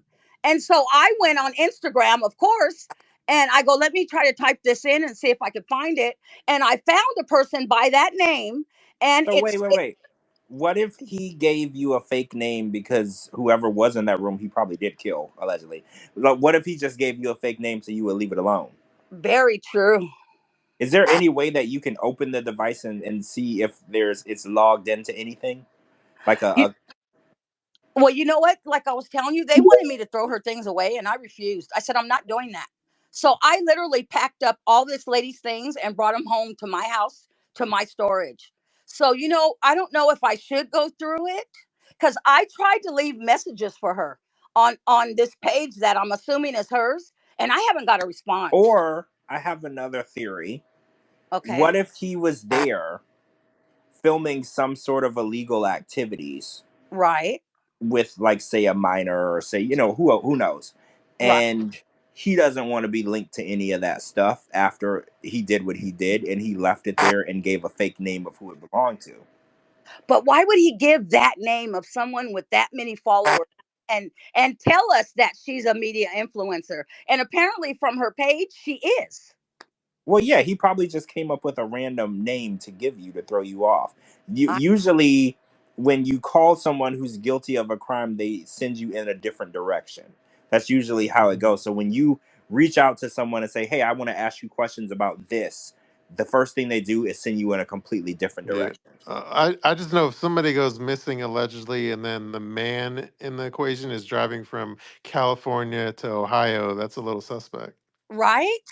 It's very Something doesn't suspect. feel right to me. And every time I go in that unit, I get a really ugly feeling now. And I never felt that going in there. But I just feel like something is not right. Who's going to leave their livelihood? I mean, literally, this lady had boxes of all her pots and pans, all her boxes of all her bowls and things like that. Her matching toaster. But why would she bring all that if they were only going to stay there for one night? Oh, this is what he told my manager. He said that apparently she has some family here in Fresno somewhere, and that apparently that's where she was supposed to be going that morning, to her family. But why would she leave all that stuff? So when you went on this person's social media page, when's the last time they posted? How would I know that? What would I'm Like, on if her they page? I'm posted looking at it right now. if they Just posted a story, their profile picture would be like Is highlighted. is or this just person a TikTok influencer? You know what? It says let's see. Because It says info, and then it says her name at Gmail, and then it says okay, videos and shows, and then it says link tr.ee Link / her name. like Linktree. link tree. Yes. It says that. And then it says something called Babus, Babus. And What's the so this is where I sent the message to her, but I never got a response. what's the can Do you you want to send DM the me link to one of us? can you Yes, DM me the yes, name? I just want to check and see if they posted recently. Because if Well, they yes. posted recently, then they're not missing, or this name is not the name of the person who was in the room with him. like don't say the name to the DM it or whatever. Yes, that's what I want. I can send it to you and George like privately on your Yeah. message or something. Yeah, Because send it that's why private. I don't want to say her name, out loud. But I feel like my managers don't care. Nobody fucking cares. And it's making me so mad. I feel really bad for this lady. I feel like something happened to her. Yeah, you sound broken up. I really am. I really am. I feel it in my gut that something's wrong. Yeah. Then I feel like you should definitely talk, go into a police station and just talk to somebody there too. Yeah, you know what? I'm going to do that tomorrow. I am going to call, because we have like a local number. You don't have to dial 911. And I'm going to call and see what they say that I can do, because my manager tried to tell me there's nothing they can do because she wasn't booked with them. It Well, was him. unfortunately, they're right, because they don't have any proof that that person was ever on their property, so they can't do Yes. anything. The person that was on their property was there and checked out. So, I mean, technically, you don't. There's no proof that he was there with anyone at all. He could have just been there alone, because Yeah, there's no proof. exactly. I feel like he could have killed her in between here and Ohio somewhere, and then dropped all her stuff off there to make it look like she was there with him. And then he left that morning early, and said apparently she knew she had to be out by 10 a.m. Well, okay, so well, that okay. I just theory. have some random question. Was this the guy? Was he like influencer of that in that You know what? I don't know. I remember seeing his picture, and that's another thing is that dingy picture that we seen on the ring in the back of the units. uh-huh. He looked like he dyed his hair. It wasn't the same color as the guy in the picture that rented the place. It looked like it could have been him, but the top of his hair was blonde. Okay, no, it's not. No, because there's something very similar that happened in my building where, Really? well, this guy, major, like he was a big influencer, and he just packed up his stuff and didn't even pack up anything. He just left the apartment, and I know they had just had a baby, and he left the baby pictures, he left everything in the unit. Wow. Like he left behind like $20,000 bikes, Wow. like Dolce Gabbana, Versace clothing, like real like hundreds of thousands dollars worth of shit like that. So, I just know because like when you said that about the apartment and all that, I was like, oh my god, is that the same guy who used to live in my building? But no, it's not. Isn't that crazy? Yeah, Like yeah, it was nuts. I'm wondering, should so I go through some of her things to see if that name is on anything? I don't know, Well, but Lana, can you send us a link of the profile on Instagram? I sure will. Okay. I don't Um, believe the person's name that he gave you is the person that was with him.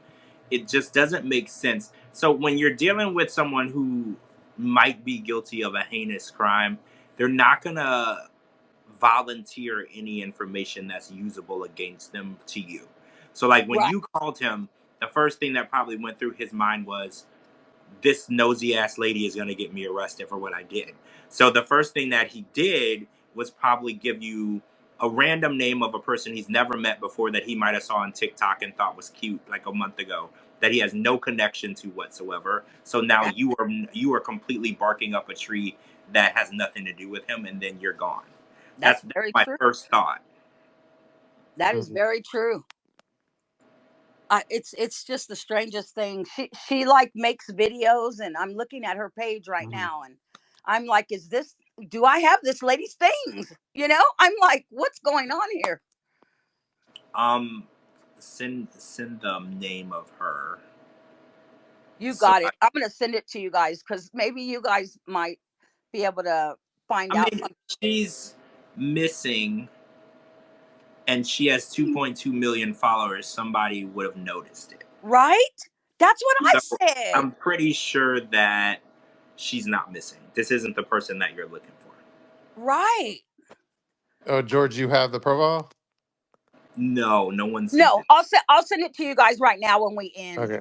Yeah, well, we're probably gonna end. If it's okay, Lana, I kind Yeah, of need to end. It's, of um, course, of course. yeah, George, you having anything other topic wise before we end it? No, no, I don't. True.